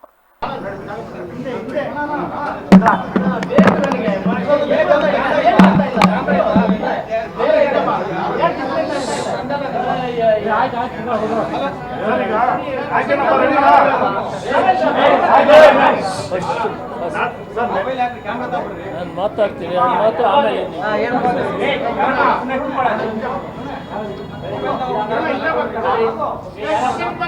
ಈ ದಿನ ಸಾಮಾಜಿಕ ನ್ಯಾಯ ಮತ್ತು ಸಬಲೀಕರಣ ಸಚಿವಾಲಯದ ಅಲಿಂಕೋ ಸಂಸ್ಥೆ ವಿಕಲಚೇತನರು ಮತ್ತು ಹಿರಿಯ ನಾಗರಿಕ ಫಲಾನುಭವಿಗಳಿಗೆ ಜಿಲ್ಲಾಧಿಕಾರಿ ಶ್ರೀರೂಪ ಅವರು ಉಚಿತವಾಗಿ ಸಾಧನ ಸಲಕರಣೆಗಳನ್ನು ವಿತರಿಸಿದರು. ನಗರದ ಡಾಕ್ಟರ್ ಬಿಆರ್ ಅಂಬೇಡ್ಕರ್ ಭವನದಲ್ಲಿ ಜಿಲ್ಲಾಡಳಿತ, ಜಿಲ್ಲಾ ಪಂಚಾಯತ್, ಮಹಿಳಾ ಮತ್ತು ಮಕ್ಕಳ ಅಭಿವೃದ್ಧಿ ಇಲಾಖೆ, ಜಿಲ್ಲಾ ವಿಕಲಚೇತನರ ಹಾಗೂ ಹಿರಿಯ ನಾಗರಿಕರ ಸಬಲೀಕರಣ ಇಲಾಖೆ ಸಹಯೋಗದಲ್ಲಿ ಆಯೋಜಿಸಲಾಗಿದ್ದ ಕಾರ್ಯಕ್ರಮದಲ್ಲಿ ಆರ್ವಿವೈ ಎಡಿಐಪಿ ಯೋಜನೆಯಡಿ ವಿಶೇಷ ಚೇತನರಿಗೆ ವಿವಿಧ ಸಾಧನ ಸಲಕರಣೆಗಳನ್ನು ಜಿಲ್ಲಾಧಿಕಾರಿ ಶ್ರೀರೂಪ ಅವರು ವಿತರಣೆ ಮಾಡಿ ಮಾತನಾಡಿದ ಅವರು, ಜಿಲ್ಲೆಯಲ್ಲಿ 2ನೇ ಬಾರಿಗೆ ದಿವ್ಯಾಂಗರಿಗೆ ಸಾಧನ ಸಲಕರಣೆಗಳನ್ನು ವಿತರಿಸುವ ಅವಕಾಶ ನನಗೆ ಒದಗಿ ಬಂದಿದೆ ಎಂದರು. ವಾರದಲ್ಲಿ ಮಾಡಿಸಿಕೊಡ್ತೀನಿ ಇಲ್ಲಿ ಅಂತ ಹೇಳಿಬಿಟ್ಟು ಅದೇ ಥರದಲ್ಲಿ ರ್ಯಾಂಪ್ಸ್ ಮಾಡಿ ಕೊಟ್ಟಿದ್ದೀನಿ. ಆಮೇಲೆ ನಮ್ಮ ಜಿಲ್ಲೆ ಯಾವುದೇ ಒಂದು ಇದರಲ್ಲಿ ಅದು ಬ್ಲೈಂಡ್ಸ್ಗಳು ಒಳಗಡೆ ಬರೋದಕ್ಕೆ ಮಾಡಿರಲಿಲ್ಲ, ಅದನ್ನು ನಾನು ಮಾಡಿ ಅಂತ ಹೇಳಿಬಿಟ್ಟು, ಅಂದರೆ ನಮ್ಮ ಬ್ಲೈಂಡ್ಸ್ ಇರೋರು ಒಳಗಡೆ ಬರೋದಕ್ಕೆ ಕಷ್ಟಪಡ್ತಾರಲ್ಲ, ಅದೊಂದು ರ್ಯಾಂಪಲ್ಲಿ ಅದನ್ನು ಇನ್ಕ್ಲೂಡ್ ಮಾಡಿ ಅಂತ ಹೇಳಿ ಅದನ್ನು ಒಂದು ಮಾಡಿ ಕೊಟ್ಟಿದ್ದೀನಿ. ಅದೇ ಥರದಲ್ಲಿ ಏನು ಅಂತ ಹೇಳಿದರೆ ಇವಾಗ ತಾನೇ ನಾನು ಆಧರಿಸಿ ಅಂದರೆ ನಮ್ಮಲ್ಲಿ ಎಷ್ಟು ಜನಕ್ಕೆ. ನಂತರ ಮಾತನಾಡಿದ ಮಹಿಳೆ ಮತ್ತು ಮಕ್ಕಳ ಅಭಿವೃದ್ಧಿ ಇಲಾಖೆಯ ಉಪನಿರ್ದೇಶಕರಾದ ಕೆ ಸುರೇಶ್ ಅವರು, ಮಾನ್ಯ ಜಿಲ್ಲಾಧಿಕಾರಿಯವರು ಬಡವರ ಬಗ್ಗೆ ಹೆಚ್ಚಿನ ಕಾಳಜಿ, ಅದರಲ್ಲೂ ಅತಿ ಹೆಚ್ಚು ವಿಕಲಚೇತನರಿಗೆ, ಹಿರಿಯ ನಾಗರಿಕರ ಮೇಲೆ ಅಪಾರವಾದ ಅನುಕಂಪ, ಅವರ ಜೀವನೋಪಾಯಕ್ಕಾಗಿ ಸಾಧನ ಸಲಕರಣೆಗಳನ್ನು ವಿತರಣೆ ಮಾಡುತ್ತಿರುವುದು ಅತಿ ಸಂತೋಷ ತಂದಿದೆ. ಇದು ಹೆಮ್ಮೆಯ ವಿಷಯ. ವಿಕಲಚೇತನರು ಹಾಗೂ ಹಿರಿಯ ನಾಗರಿಕರು ಮಾನ್ಯ ಜಿಲ್ಲಾಧಿಕಾರಿಗಳು ವಿತರಣೆ ಮಾಡಿರುವ ಸಾಧನ ಸಲಕರಣೆಗಳನ್ನು ಸದುಪಯೋಗಪಡಿಸಿಕೊಳ್ಳಬೇಕೆಂದು ವಿಶೇಷ ಚೇತನರಲ್ಲಿ ಹಾಗೂ ಹಿರಿಯ ನಾಗರಿಕರಲ್ಲಿ ಕಿವಿಮಾತು ಹೇಳಿದರು. ಅಂತೇಳಿ ನಾನಾದರೂ ನಮ್ಮ ಚಾಮರಾಜನಗರ ಜಿಲ್ಲೆಯ ವತಿಯಿಂದ ಎಲ್ಲ ಹಿರಿಯ ನಾಗರಿಕರು ಮತ್ತು ವಿಕಲಚೇತನರ ಪರವಾಗಿ ಮತ್ತೊಮ್ಮೆ ಮಾನ್ಯ ಜಿಲ್ಲಾಧಿಕಾರಿಗಳಿಗೆ ಶ್ಲಾಘನೀಯ ಗೌರವವನ್ನು ಸಲ್ಲಿಸಲಿಕ್ಕೆ ನಾನು ಬಯಸ್ತೇನೆ. ಯಾಕೆಂತಂದರೆ ನಾನು ಪ್ರತಿದಿನ ಒಂದೇ ಒಂದು ಬಿಲ್ಡಿಂಗಲ್ಲಿ ನಾವು ಕೆಲಸ ಮಾಡ್ತಿರೋದ್ರಿಂದ ಈ ಸಂದರ್ಭದಲ್ಲಿ ಜಿಲ್ಲಾ ಅಂಗವಿಕಲ ಕಲ್ಯಾಣಾಧಿಕಾರಿ ಡಾಕ್ಟರ್ ಕೆ ಮಂಜುನಾಥ್, ಮಹಿಳಾ ಮತ್ತು ಮಕ್ಕಳ ಅಭಿವೃದ್ಧಿ ಇಲಾಖೆಯ ಉಪನಿರ್ದೇಶಕರಾದ ಕೆ ಸುರೇಶ್, ಜಿಲ್ಲಾ ವಿಕಲಚೇತನರ ಹಾಗೂ ಹಿರಿಯ ನಾಗರಿಕರ ಕಲ್ಯಾಣಾಧಿಕಾರಿ ಡಾಕ್ಟರ್ ಕೆ ಮಂಜುನಾಥ್, ಅಲಿಂಕೋ ಸಂಸ್ಥೆಯ ಪ್ರತಿನಿಧಿ ಕೃಷ್ಣ ಇನ್ನಿತರರು ಕಾರ್ಯಕ್ರಮದಲ್ಲಿ ಉಪಸ್ಥಿತರಿದ್ದರು. ಅನಿಲ ಸಿಲಿಂಡರ್ ಕೊರತೆ ಇಲ್ಲದಿದ್ದರೂ ಅಭಾವ ಸೃಷ್ಟಿಸಿ ಗ್ರಾಹಕರಿಗೆ ಬರೆ ಎಳೆಯುತ್ತಿದ್ದಾರೆಂದು ಆರೋಪಿಸಿ ಭಾರತ್ ಗ್ಯಾಸ್ ಏಜೆನ್ಸಿ ಮಾಲೀಕರ ವಿರುದ್ಧ ರಾಜ್ಯ ದಲಿತ ಸಂಘರ್ಷ ಸಮಿತಿ ಮೈಸೂರು ವಿಭಾಗ ಸಂಚಾಲಕ ಬನ್ನಳ್ಳಿ ಸೋಮಣ್ಣ ನೇತೃತ್ವದಲ್ಲಿ ಪ್ರತಿಭಟನೆ ನಡೆಸಲಾಯಿತು. ಪಟ್ಟಣದ ನಂಜನಗೂಡು ರಸ್ತೆಯಲ್ಲಿ ಬರುವ ಭಾರತ್ ಗ್ಯಾಸ್ ಏಜೆನ್ಸಿ ಕಚೇರಿ ಎದುರು ಪ್ರತಿಭಟನೆ ನಡೆಸಿ ವ್ಯವಸ್ಥೆ ವಿರುದ್ಧ ಧಿಕ್ಕಾರ ಕೂಗಿ ಆಕ್ರೋಶ ವ್ಯಕ್ತಪಡಿಸಿದರು. ಈ ಸಂದರ್ಭದಲ್ಲಿ ಮಾತನಾಡಿ ಟಿ ನರಸೀಪುರ ತಾಲೂಕಿನಾದ್ಯಂತ ಎಸ್ಆರ್ ಗ್ಯಾಸ್ ಏಜೆನ್ಸಿಯವರು ಜನರಿಗೆ ನೀಡುತ್ತಿರುವ ತೊಂದರೆಯಿಂದ ಸಾಮಾನ್ಯರು ಸಿಲಿಂಡರ್ಗಾಗಿ ತಮ್ಮ ದಿನನಿತ್ಯದ ಕೂಲಿ ಸಂಬಳ ಬಿಟ್ಟು ಇವರ ಕಚೇರಿಗಳಿಗೆ ಹಲಿದು ಹೈರಾಣಾಗುತ್ತಿದ್ದಾರೆ. ಮಧ್ಯಪ್ರಾಚ್ಯ ಪ್ರದೇಶಗಳಲ್ಲಿ ಯುದ್ಧವು ಪ್ರಾರಂಭವಾದ ಮೇಲೆ ಗ್ಯಾಸ್ ಸರಬರಾಜು ಮಾಡುವ ಏಜೆನ್ಸಿಗಳವರು ಗ್ರಾಹಕರಿಗೆ ತೀರಾ ತೊಂದರೆ ಕೊಡುತ್ತಿದ್ದಾರೆ. ಅದರಲ್ಲಿಯೂ ಟಿ ನರಸೀಪುರದಲ್ಲಿರುವ ಎಸ್ಆರ್ ಗ್ಯಾಸ್ ಏಜೆನ್ಸಿಯವರು ಗ್ರಾಹಕರಿಗೆ ತುಂಬಾ ತೊಂದರೆ ನೀಡುತ್ತಿದ್ದು, ಗ್ಯಾಸ್ ಬುಕ್ ಮಾಡಲು 45 ದಿನಗಳು ಬೇಕು. ಆನಂತರ ಬುಕ್ ಮಾಡಿದ 15 ದಿನಗಳ ನಂತರ ಸಿಲಿಂಡರ್ ಕೊಡಿ ಎಂದು ಕೇಳಿದರೂ ಸಹ ಇವರು ಗ್ರಾಹಕರಿಗೆ ಸಿಲಿಂಡರ್ ಕೊಡುವುದಿಲ್ಲ. ಸಮಸ್ಯೆ ಆದ ದಿನದಿಂದಲೂ ಪ್ರತಿದಿನ ಎಸ್ಆರ್ ಗ್ಯಾಸ್ ಅಂಗಡಿಯ ಮುಂದೆ ನೂರಾರು ಜನರು ಗ್ಯಾಸ್ ಸಿಲಿಂಡರ್ಗೆ ಕಾದು ನಿಲ್ಲಬೇಕೆಂದರೆ ಇವರಿಗೆ ಸರಬರಾಜಾಗುವ ಸಿಲಿಂಡರ್ಗಳು ಎಲ್ಲಿಗೆ ಹೋಗುತ್ತದೆ? ಈ ಸಂಬಂಧ ಏಜೆನ್ಸಿ ಮಾಲೀಕರನ್ನು ವಿಚಾರಿಸಿದರೆ ನಮಗೆ ಯಥಾಸ್ಥಿತಿ ಪ್ರತಿದಿನ 2 ಲೋಡ್ ಬರುತ್ತದೆ ಎಂದು ಹೇಳುತ್ತಾರೆ. ಆಗಿದ್ದಾಗ್ಯೂ ಗ್ರಾಹಕರಿಗೆ ಈ ಶಿಕ್ಷೆ ಎಂದು ಪ್ರಶ್ನಿಸಿದರು. ಬುಕ್ ಆಗಿರುವ ಗ್ರಾಹಕರಲ್ಲಿ ಮುಂಚಿತವಾಗಿ OTP ಪಡೆದು 5 ರಿಂದ 7 ದಿನಗಳ ನಂತರ ಸಿಲಿಂಡರ್ ಸಿಗುತ್ತದೆ ಎಂದು ಸಬೂಬು ಹೇಳುತ್ತಾರೆ. ಮತ್ತು ಏಜೆನ್ಸಿ ಮಾಲೀಕರಾಗಲಿ ಸರಬರಾಜು ಮಾಡುವ ಆಟೋ ಚಾಲಕರಾಗಲಿ ಯಾರ ಫೋನ್ ಕರೆಗಳನ್ನು ಸಹ ಸ್ವೀಕರಿಸುವುದಿಲ್ಲವೆಂದು ದೂರಿ ಬಂದ ಸಿಲಿಂಡರ್ಗಳು ಕಾಳಸಂತೆಯಲ್ಲಿ ಮಾರಾಟವಾಗುವ ಅನುಮಾನಗಳು ನಮ್ಮನ್ನು ಕಾಡುತ್ತಿವೆ. ಕೂಡಲೇ ಜಿಲ್ಲಾಧಿಕಾರಿಗಳು SR ಗ್ಯಾಸ್ ಏಜೆನ್ಸಿಯವರ ವಿರುದ್ಧ ವಿಚಾರಣೆ ಮಾಡಿ ತಪ್ಪು ನಡೆಸಿದ್ದರೆ ಸೂಕ್ತ ಕ್ರಮ ಕೈಗೊಂಡು ಇನ್ನು ಮುಂದೆ ಗ್ರಾಹಕರಿಗೆ ಯಾವುದೇ ರೀತಿಯ ಅನಾನುಕೂಲವಾಗದಂತೆ ಕ್ರಮ ವಹಿಸಬೇಕೆಂದು ಒತ್ತಾಯಿಸಿದರು. ಬುಕ್ ಮಾಡಿದಾಗ 15 ದಿನ ಬುಕ್ಕಿಂಗ್ ಆದ 15 ದಿನಕ್ಕೆ 15 ದಿನದ ತನಕ ಕೊಡಲ್ಲ ಅಂತ ಹೇಳ್ತಾರೆ. 15 ದಿನ ಜನ ಆಟೋದವ್ರನ್ನು ಕೇಳ್ತಾರೆ, ಇಲ್ಲಿಗೂ ಬರ್ತಾರೆ. ಎಲ್ಲಿಗೂ ಬಂದಾಗ ಅವ್ರು ಹೇಳ್ತಾರೆ ನೀವು OTP ಹೇಳಿ ಅಂತ ಹೇಳ್ತಾರೆ. ಇವರು OTP ಹೇಳ್ಬಿಡ್ತಾರೆ ಜನ, ನಿಮಗೆ ಇನ್ನೊಂದು ವಾರ ಬಿಟ್ಟು ಬನ್ನಿ ಸಿಲಿಂಡರ್ ಬಂದಿದೆ ಅಂತ ಹೇಳಿ. OTP ಹೇಳಿದ್ಮೇಲೆ ಅದು ಡೆಲಿವರಿ ಆಗಿದೆ ಅಂತ ಎಲ್ಲಿಗೆ ಹೋಗುತ್ತೆ ಅದು? ಮತ್ತೆ ಇವರು ಒಂದು ವಾರ ಬಿಟ್ಟು ಬಂದಾಗ ನಿಮ್ಮದು ಏನು ಬುಕ್ಕಿಂಗ್ ಮಾಡಿದ್ರೋ ಅದು ಕ್ಯಾನ್ಸಲ್ ಆಗಿದೆ, ಹೊಸ್ದಾಗಿ ಬುಕ್ ಮಾಡಿ ಅಂತ ಹೇಳ್ತಾರೆ. ಹೊಸ್ದಾಗಿ ಬುಕ್ ಮಾಡಿದಾಗ ಆ ಗಳಿಗೆಲ್ಲೇ ಕೊಡ್ತಾರೆ. ಮೊದಲೊಂದು ಸರಿ ಹೇಳೋದೇನು ಅಂದರೆ ನಿಮಗೆ ಬುಕ್ಕಿಂಗ್ ಆದ ಒಂದು ಏಜೆನ್ಸಿ ಮಾಲೀಕರು ಮಾತನಾಡಿ ರೂಲ್ಸ್ ಪ್ರಕಾರ ಗ್ರಾಹಕರಿಗೆ ಸಿಲಿಂಡರ್ ವಿತರಿಸುತ್ತಿದ್ದೇವೆ. ವಿತರಣೆ ಮಾಡುವವರ ಮೇಲೆ ದೂರುಗಳಿದ್ದು ಗ್ರಾಹಕರಿಂದ ದೂರು ತೆಗೆದುಕೊಂಡು ಅಂತಹವರನ್ನು ಕೂಡಲೇ ಕೆಲಸದಿಂದ ತೆಗೆದುಹಾಕಲಾಗುವುದು. 15 ದಿನದಲ್ಲಿ ಸಿಲಿಂಡರ್ ಅಭಾವ ಕಡಿಮೆಯಾಗಲಿದ್ದು ಎಂದಿನಂತೆ ಗ್ರಾಹಕರಿಗೆ ಸಿಲಿಂಡರ್ ದೊರೆಯುತ್ತದೆ ಎಂದರು. ಸಿಲಿಂಡರ್ ಎಲ್ಲರೂ ತಗೊಳ್ತಿರಲ್ಲ, ಆವಾಗ OTP ತಗೋಬೇಕು. ಫಸ್ಟೇ OTP ಕಸ್ಟಮರ್ಸ್ ಯಾರು ಕೊಡಂಗಿಲ್ಲ. ಅದು ನಾವು ಯಾರಿಗೂ ಆ ಥರ ಹೇಳಿಲ್ಲ. ಯಾವ ಹುಡುಗ ತಗೊಳ್ತಾ ಇದ್ದಾನೆ ಅಂತ ನಮ್ಗೆ ಹೇಳಿದರೆ ವಿಚಾರಣೆ ಮಾಡಿದ್ರೆ ನಾನು ಅವ್ರಿಗೆ ವಿಚಾರಣೆ ತಗೊಂಡು ಏನದು ಅವ್ರಿಗೆ ಶಿಕ್ಷೆ ಕೊಡೋದು ನಮ್ಮ ಜವಾಬ್ದಾರಿ. ಅದು ಈಗ 1.5 ತಿಂಗಳಿಗೆ ಸಿಲಿಂಡರು 45 ದಿನಕ್ಕೆ ಬುಕ್ಕಿಂಗ್ ತಗೊಳ್ತಾರದು ಆನ್ಲೈನ್ದ ಬುಕ್ಕಿಂಗ್. ಇದು ನಮ್ಮ ಕಡೆಯಿಂದ ಬುಕ್ಕಿಂಗ್ ಇಲ್ಲ. ಬುಕ್ಕಿಂಗ್ 45 ದಿನಕ್ಕೆ ಬುಕ್ಕಿಂಗ್ ತಗೊಳ್ಳೋದು. ಈಗ ಅದು ನಿಮಗೆ ಕೇಂದ್ರ ಸರ್ಕಾರದಿಂದ ಕಸ್ಟಮರ್ಸ್ ಇದರಲ್ಲೇ ಬರುತ್ತೆ, ಮೊಬೈಲಲ್ಲೇ ಬರುತ್ತೆ. ನಮ್ಮ ಇದರಲ್ಲಿ 45 ದಿನ ಅಂತ ಅವರೇ ಬುಕ್ ಮಾಡಿ. ಕೊಪ್ಪಳ ಜಿಲ್ಲಾ ಕುಕನೂರು ತಾಲೂಕಿನ ಚಿಕ್ಕನಕೊಪ್ಪ ಗ್ರಾಮದ ಮಹಿಳಾ ಹಾಲು ಉತ್ಪಾದಕರ ಸಹಕಾರಿ ಸಂಘದ ಅಧ್ಯಕ್ಷರಾಗಿ ರೇಣುಕಾ ಕಡಪ್ಪನವರ್, ಉಪಾಧ್ಯಕ್ಷರಾಗಿ ಸುಜಾತಾ ಉಮೇಶ ಗೂಳರೆಡ್ಡಿ ಅವಿರೋಧವಾಗಿ ಆಯ್ಕೆಯಾಗಿದ್ದಾರೆಂದು ಚುನಾವಣಾಧಿಕಾರಿ ಮಹಾಂತೇಶ್ ಅಂಗಡಿ ತಿಳಿಸಿದ್ದಾರೆ. ಬುಧವಾರ ಚುನಾವಣೆ ನಂತರ ಮಾಧ್ಯಮದ ಜೊತೆ ಮಾತನಾಡಿ ಚುನಾವಣೆ ಪ್ರಕ್ರಿಯೆಗೆ ಸಂಬಂಧಿಸಿ ಎಲ್ಲ ನಿರ್ದೇಶಕರಿಗೆ ಮಾಹಿತಿ ನೀಡಿ ಎಲ್ಲ ಸದಸ್ಯರ ಸಮಕ್ಷಮದಲ್ಲಿ ನಾಮಪತ್ರ ಪ್ರಕ್ರಿಯೆ ಅವಧಿ ನಂತರ ಅವಿರೋಧ ಆಯ್ಕೆಯಾದರು ಎಂದು ತಿಳಿಸಿದರು. ಎಲ್ಲರಿಗೂ ನನ್ನ ತತ್ಪರವಾದ ಧನ್ಯವಾದಗಳನ್ನು ಸಲ್ಲಿಸುತ್ತಾ ನಾನು ಈ ಸಂದರ್ಭದಲ್ಲಿ ಮಾತಾಡಬೇಕು ಅಂತ ಇಷ್ಟಪಡ್ತೀನಿ. ಅಂದರೆ ನಮ್ಮ ಸಂಘ ಇನ್ನೂ ಹೆಚ್ಚು ಮುಂದುವರಿಬೇಕು, ನಮ್ಮ ಸಂಘ ಇದರಿಂದ ರೈತರಿಗೆ ಅನುಕೂಲತೆ ಆಗಲಿ ಅಂತ. ಇನ್ನೂ ನಮ್ಮದು ಇನ್ನೂ ಈ ಚಿಕ್ಕನಕೊಪ್ಪ ಅನ್ನೋ ಗ್ರಾಮ ಇನ್ನೂ ಚಿನ್ನದ ಕೊಪ್ಪ ಆಗಲಿ ಅಂತ ನಾವು ಇನ್ನೂ ಬೇಡ್ಕೊತೀವಿ. ಆದ್ದರಿಂದ ಇದು ಹೆಚ್ಚಿನ ಮಾಹಿತಿಗಾಗಿ ನಾವು ಇನ್ನೂ ಸಂಪರ್ಕಿಸಿ ಇನ್ನೂ ನಮ್ಮ ಕಟ್ಟಡ ನಿರ್ಮಾಣ ಅಥವಾ ನಮ್ಮದು ಇದು ನಮ್ಮದು ಏನು ಬೇಕಂತ ಸೌಲಭ್ಯಗಳನ್ನು ನಮ್ಗೆ ಒದಗಿಸಿಕೊಟ್ರೆ ಅದರಿಂದ ನಮ್ಗೆ ಭಾಳ ಒಳ್ಳೆಯ. ಈ ವೇಳೆ ಸಹಾಯಕ ಚುನಾವಣಾಧಿಕಾರಿ ಚಂದ್ರಶೇಖರ್ ದೊಡ್ಡಮನಿ, ಭೀಮಾರೆಡ್ಡಿ, ಶ್ರೀಕಾಂತ್ ಅಂಕಲಿ ಮೊದಲಾದವರು ಉಪಸ್ಥಿತರಿದ್ದರು. ರಾಜ್ಯ ರಾಜಕಾರಣದಲ್ಲಿ ತೀವ್ರ ಕುತೂಹಲ ಕೆರಳಿಸಿರುವ ಮುಖ್ಯಮಂತ್ರಿ ಬದಲಾವಣೆ ಹಾಗೂ ನಾಯಕತ್ವ ಬದಲಾವಣೆಯ ಚರ್ಚೆಗಳಿಗೆ ಬೃಹತ್ ಮತ್ತು ಮಧ್ಯಮ ಕೈಗಾರಿಕಾ ಸಚಿವ ಎಂಬಿ ಪಾಟೀಲ್ ತೆರೆ ಎಳೆದಿದ್ದಾರೆ. ಮುಖ್ಯಮಂತ್ರಿ ಸಿದ್ದರಾಮಯ್ಯ ಅವರು ರಾಜೀನಾಮೆ ನೀಡುವ ಪ್ರಶ್ನೆಯೇ ಉದ್ಭವಿಸುವುದಿಲ್ಲ ಮತ್ತು ಈ ಕುರಿತು ಕೇಳಿಬರುತ್ತಿರುವ ಸುದ್ದಿಗಳೆಲ್ಲವೂ ಕೇವಲ ಊಹಾಪೋಹ ಎಂದು ಸ್ಪಷ್ಟಪಡಿಸಿದ್ದಾರೆ. ದೆಹಲಿ ಪ್ರವಾಸ ಮುಗಿಸಿ ವಾಪಸ್ಸಾದ ಬಳಿಕ ಮಾಧ್ಯಮಗಳೊಂದಿಗೆ ಮಾತನಾಡಿದ ಅವರು ಹೈಕಮಾಂಡ್ ನಾಯಕರೊಂದಿಗಿನ ಭೇಟಿಯ ಸಂದರ್ಭದಲ್ಲಿ ನಡೆದ ಚರ್ಚೆಗಳ ಕುರಿತು ಮಾಹಿತಿ ಹಂಚಿಕೊಂಡರು. ಎಐಸಿಸಿ ಪ್ರಧಾನ ಕಾರ್ಯದರ್ಶಿ ಕೆಸಿ ವೇಣುಗೋಪಾಲ, ರಾಜ್ಯ ಉಸ್ತುವಾರಿ ರಣದೀಪ್ ಸಿಂಗ್ ಸುರ್ಜೇವಾಲಾ, ಸಿಎಂ ಸಿದ್ದರಾಮಯ್ಯ ಹಾಗೂ ಡಿಸಿಎಂ ಡಿಕೆ ಶಿವಕುಮಾರ್ ಅವರು ಈಗಾಗಲೇ ಸಾರ್ವಜನಿಕವಾಗಿ ಪ್ರಕಟಣೆ ನೀಡಿದ್ದಾರೆ. ಮುಂಬರುವ ರಾಜ್ಯಸಭೆ ಚುನಾವಣೆ ಕುರಿತು ಚರ್ಚಿಸಲು ಹೈಕಮಾಂಡ್ ನಮ್ಮನ್ನು ದೆಹಲಿಗೆ ಕರೆಸಿತ್ತು. ನಿನ್ನೆ ನಡೆದ ಸಭೆಯಲ್ಲಿ ಕೇವಲ ವಿಧಾನಸಭೆ ಮತ್ತು ರಾಜ್ಯಸಭೆ ಚುನಾವಣೆಗಳ ಬಗ್ಗೆ ಮಾತ್ರ ಚರ್ಚೆಯಾಗಿದೆ. ಇದನ್ನು ಹೊರತುಪಡಿಸಿ ಬೇರೆ ಯಾವುದೇ ರಾಜಕೀಯ ವಿಚಾರಗಳು ಚರ್ಚೆಗೆ ಬಂದಿಲ್ಲ ಎಂದು ಎಂಪಿ ಪಾಟೀಲ್ ತಿಳಿಸಿದರು. ಬೇರೆ ಯಾವ ವಿಚಾರಕ್ಕೂ ನಾವು ಚರ್ಚೆ ಮಾಡಿಲ್ಲ ಅಂತ ಹೇಳಿದ್ದಾರೆ. And that is the statement. ಅವ್ರು ಹೇಳಿದ್ದೇನು, ಅವ್ರು ಏನು ಹೇಳಿದಾರೆ ನಿಮಗೆ? ಬೇರೆ ಯಾವ ವಿಚಾರಗಳು ಚರ್ಚೆ ಆಗಿಲ್ಲ. ಕೇವಲ ರಾಜ್ಯ ಸಭೆ ಚುನಾವಣೆಗಳು, ವಿಧಾನ ಪರಿಷತ್ ಚುನಾವಣೆಗಳು ಚರ್ಚೆ ಆಗಿದೆ. ಬೇರೆ ಯಾವ ಏನು ಅಲ್ಲಿ ಇಲ್ಲಿ ಏನೇನೋ ಊಹಾಪೋಹ ನಡೆದು ಯಾವುದು ಅಂಥದ್ದು ಯಾವುದೂ ಇಲ್ಲ ಅಂಥೇಳಿ ನಿನ್ನೆ ಕೆ ಸಿ ವೇಣುಗೋಪಾಲ್ ಅವರು ನಿಮ್ಮ ಪತ್ರಿಕಾ ಮಾಧ್ಯಮವನ್ನು ಉದ್ದೇಶಿಸಿ ಮಾತನಾಡಿದ್ದಾರೆ. ಸರ್, ಹಾಗಾದ್ರೆ ನೀವೆಲ್ಲ ಹೋಗಿದ್ದೇ ವಿಚಾರ ಸರ್, ನೀವೆಲ್ಲ ಹೋಗಿದ್ದೇ ವಿಚಾರ ಸರ್. ನಾವು ಮುಖ್ಯಮಂತ್ರಿಗಳು ತುಲಸ ಡೆಲ್ಲಿಗೆ ಹೋದಾಗ ನಾವು ಅವ್ರ ಜೊತೆ ಹೋಗಿದ್ದೀವಿ. ರಾಜೀನಾಮೆ ವಿಚಾರ ಊಹಾಪೋಹನ ಸರ್. ಹಾಗಾದ್ರೆ ನಿಶ್ಚಿತವಾಗಿಯೂ ಕೂಡ ಊಹಾಪೋಹ. ಕೆ ಸಿ ವೇಣುಗೋಪಾಲ್ ಅವರು ಏನು ಹೇಳಿದಾರಲ್ಲ ಅದೇ ಅಷ್ಟೇ ಅಂತಿಮ. Official statement by K C Venugopal. Piriyapatna ತಾಲೂಕಿನ ಹಾರನಹಳ್ಳಿ ಹೋಬಳಿಯ ಮರಟಿಕೊಪ್ಲು ಗ್ರಾಮದ ರೈತನೊಬ್ಬ ತನಗೆ ಸೇರಿದ 1.10 ಗುಂಟೆ ಜಮೀನಿನಲ್ಲಿ ಬೆಳೆದಿದ್ದ ಮುಸುಕಿನ ಜೋಳದ ಬೆಳೆಯನ್ನು ದುಷ್ಕರ್ಮಿಗಳು ರಾತ್ರೋರಾತ್ರಿ ರೋಟಾವೇಟರ್ನಿಂದ ನಾಶಪಡಿಸಿದ್ದಾರೆಂದು ಆರೋಪಿಸಿ ಮನನೊಂದು ವಿಷ ಕುಡಿದು ಆತ್ಮಹತ್ಯೆಗೆ ಯತ್ನಿಸಿದ ಬಗ್ಗೆ ಬೈಲ್ಕುಪ್ಪೆ ಪೊಲೀಸ್ ಠಾಣೆಯಲ್ಲಿ ಪ್ರಕರಣ ದಾಖಲಾಗಿದೆ. ತಾಲೂಕಿನ ಮರಟಿಕೊಪ್ಲು ಗ್ರಾಮದ ರೈತ ಮಂಜು ಎಂಬುವವರೇ ವಿಷ ಸೇವಿಸಿ ಆತ್ಮಹತ್ಯೆಗೆ ಯತ್ನಿಸಿದ ರೈತ ಎಂದು ತಿಳಿದುಬಂದಿದೆ.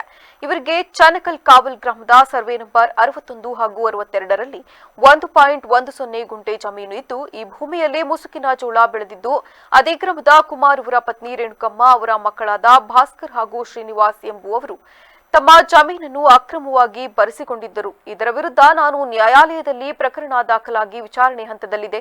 ಹೀಗಿರುವಾಗ ಇವರು ಏಪ್ರಿಲ್ 25ರ ಸೋಮವಾರ ರಾತ್ರಿ ಜಮೀನಿಗೆ ಅಕ್ರಮವಾಗಿ ಪ್ರವೇಶ ಮಾಡಿ ರೋಟಾವೇಟರ್ ಬಳಸಿ ಉಲುಸಾಗಿ ಬೆಳೆದಿದ್ದ ಮುಸುಕಿನ ಜೋಳದ ಬೆಳೆಯನ್ನು ನಾಶಪಡಿಸಿದ್ದು, ಇದರ ಬಗ್ಗೆ ಕೇಳಲು ಹೋದ ಸಂದರ್ಭದಲ್ಲಿ ತನಗೆ ಮಾನಹಾನಿ ಮಾಡಿ ನಿಂದನೆ ಮಾಡಿ ಹಲ್ಲೆ ಮಾಡಲು ಪ್ರಯತ್ನಿಸಿದಾಗ ಮನನೊಂದು ಜಮೀನಿನಲ್ಲಿಯೇ ವಿಷ ಸೇವಿಸಿರುವುದಾಗಿ ತನ್ನ ಪೊಲೀಸ್ ಹೇಳಿಕೆಯಲ್ಲಿ ತಿಳಿಸಿದ ಹಿನ್ನೆಲೆಯಲ್ಲಿ ಬೈಲ್ಕುಪ್ಪೆ ಪೊಲೀಸ್ ಠಾಣೆಯಲ್ಲಿ ದೂರು ದಾಖಲಾಗಿದ್ದು, ಈತ ಮೈಸೂರಿನ ಆಸ್ಪತ್ರೆಯಲ್ಲಿ ಚಿಕಿತ್ಸೆ ಪಡೆಯುತ್ತಿದ್ದಾರೆಂದು ತಿಳಿದುಬಂದಿದೆ. ಈ ಬಗ್ಗೆ ರೈತನ ಪತ್ನಿ ಮಹದೇವಮ್ಮ ಮಾತನಾಡಿ, ಸೋಮವಾರ ಮಧ್ಯರಾತ್ರಿ ನಮ್ಮ ಜಮೀನಿಗೆ ಕುಮಾರ್ ಅವರ ಪತ್ನಿ ರೇಣುಕಮ್ಮ, ಅವರ ಮಕ್ಕಳಾದ ಭಾಸ್ಕರ್ ಹಾಗೂ ಶ್ರೀನಿವಾಸ್ ಅವರು ಉಲುಸಾಗಿ ಬೆಳೆದಿದ್ದ ಮುಸುಕಿನ ಜೋಳದ ಬೆಳೆಯನ್ನು ರೋಟಾವೇಟರ್ ಬಳಸಿ ನಾಶ ಮಾಡಿದ್ರು. ಇದರಿಂದ ಮನನೊಂದು ತಮ್ಮ ಪತಿ ಮಂಜು ಜಮೀನಿನಲ್ಲಿಯೇ ವಿಷ ಸೇವಿಸಿ ಸಾವು ಬದುಕಿನ ನಡುವೆ ಹೋರಾಟ ಮಾಡುತ್ತಿದ್ದಾರೆ. ಅಕ್ರಮವಾಗಿ ಜಮೀನನ್ನು ಕಬಳಿಸಲು ಹೊಂಚು ಹಾಕುತ್ತಿರುವ ಇವರ ವಿರುದ್ಧ ಪೊಲೀಸರು ನಮಗೆ ನ್ಯಾಯ ರಕ್ಷಣೆ ನೀಡಿ ಇವರ ವಿರುದ್ಧ ಕಾನೂನು ಕ್ರಮ ಕೈಗೊಳ್ಳಬೇಕೆಂದು ಒತ್ತಾಯಿಸಿದ್ದಾರೆ. ನನ್ನ ಹೆಸರು ಮಂಜು, ನನ್ನ ಮಗಳ ಹೆಸರು ಶಕುಂತಳ, ನನ್ನ ಮಗನ ಹೆಸರು ಮೋಹನ. ಈ ಜಮೀನ ಒಂದು 1 ಎಕರೆ ಜಮೀನು ತಗೊಂಡಿರೋದು ನಾವು. ತಗೊಂಡು 61, 62 2 ಪಾಡಿ ಮಾಡ್ತಾ ಇರೋದು. ಇಲ್ಲಿ ಒಟ್ಟಿಗೆ ನಾವೇ ಬೆಳೆ ಮಾಡ್ತಾ ಇರೋದಿಲ್ಲ. ಸ್ವಾಧೀನ ಇಲ್ಲ. ಇವತ್ತು ಗೊತ್ತಿದ್ರು ನಾನು ಬೆಳೆ ಮಾಡ್ಕೊತಿಲ್ಲ. ನೈಟಲ್ಲಿ 12 ಗಂಟೆ ತನಕ ನೋಡಿ ಜೋಳ ಎಷ್ಟು ಎಕರೆ ಹಾಕಿದ್ರಿ? 1 ಎಕರೆ ಜೋಳ ಮೋಸ ಮಾಡಿ ಬರ್ಸ್ಕೊಂಡು 9 ವರ್ಷದಿಂದ ಕೋರ್ಟ್ ನಡೀತೈತೆ. ಅವ್ರು ಹಂಗಿದ್ರು ಈ ಕೆಲಸ ಮಾಡೋರು. ನೀವು ಜೋಳ ಹಾಕಿದ್ರಿ ಅದಕ್ಕೆ ಅಲ್ಲಿಗೆ? ನಾವೇ ಜೋಳ ಹಾಕಿ. ಎಷ್ಟು ಎಕರೆ ಅದು 1 ಎಕರೆ. ಈಗ ಜೋಳ ಹಾಕಿದ್ದ ಅವರು. ಈಗ ಮತ್ತೊಮ್ಮೆ ಹೆಡ್ಲೈನ್ಸ್. ರಾಜ್ಯ ರಾಜಕೀಯದಲ್ಲಿ ಬಿರುಗಾಳಿ. ನಾಳೆ ಮುಖ್ಯಮಂತ್ರಿ ಸಿದ್ದರಾಮಯ್ಯ ಪದತ್ಯಾಗ, ಕೊನೆಗೂ ರಾಜೀನಾಮೆಗೆ ಮುಂದಾದ ಸಿಎಂ ಸಿದ್ದರಾಮಯ್ಯ. ಸಿದ್ದರಾಮಯ್ಯ ನಂತರ ಯಾರು ಸಿಎಂ ಆದ್ರೂ ಅದು ತಾತ್ಕಾಲಿಕ. ಕರ್ನಾಟಕದಲ್ಲಿ ಅವಧಿ ಪೂರ್ವ ಚುನಾವಣೆ ಫಿಕ್ಸ್. ಕಾಂಗ್ರೆಸ್ ಅವನತಿ ಆರಂಭ ಎಂದು ಬಿವೈ ವಿಜಯೇಂದ್ರ ಭವಿಷ್ಯ. 2 ವರ್ಷದ ಬಾಲಕನಿಗೆ ಅಪರೂಪದ ಕಾಯಿಲೆ. ಪುಟ್ಟ ಬಾಲಕನ ಪ್ರಾಣ ಉಳಿಸಲು ಧನ ಸಹಾಯಕ್ಕೆ ಮನವಿ. ಹಾಸನ ಜನತೆಗೆ ಆಯೋಜಕರ ಕರೆ. ಕ್ಷಣ ಕ್ಷಣದ ಸುದ್ದಿಗಾಗಿ ನೋಡ್ತಾ ಇರಿ ವಿವಿಸಿ ಟಿವಿ. ಸತ್ಯದ ಕಡೆ ನಮ್ಮ ನಡೆ.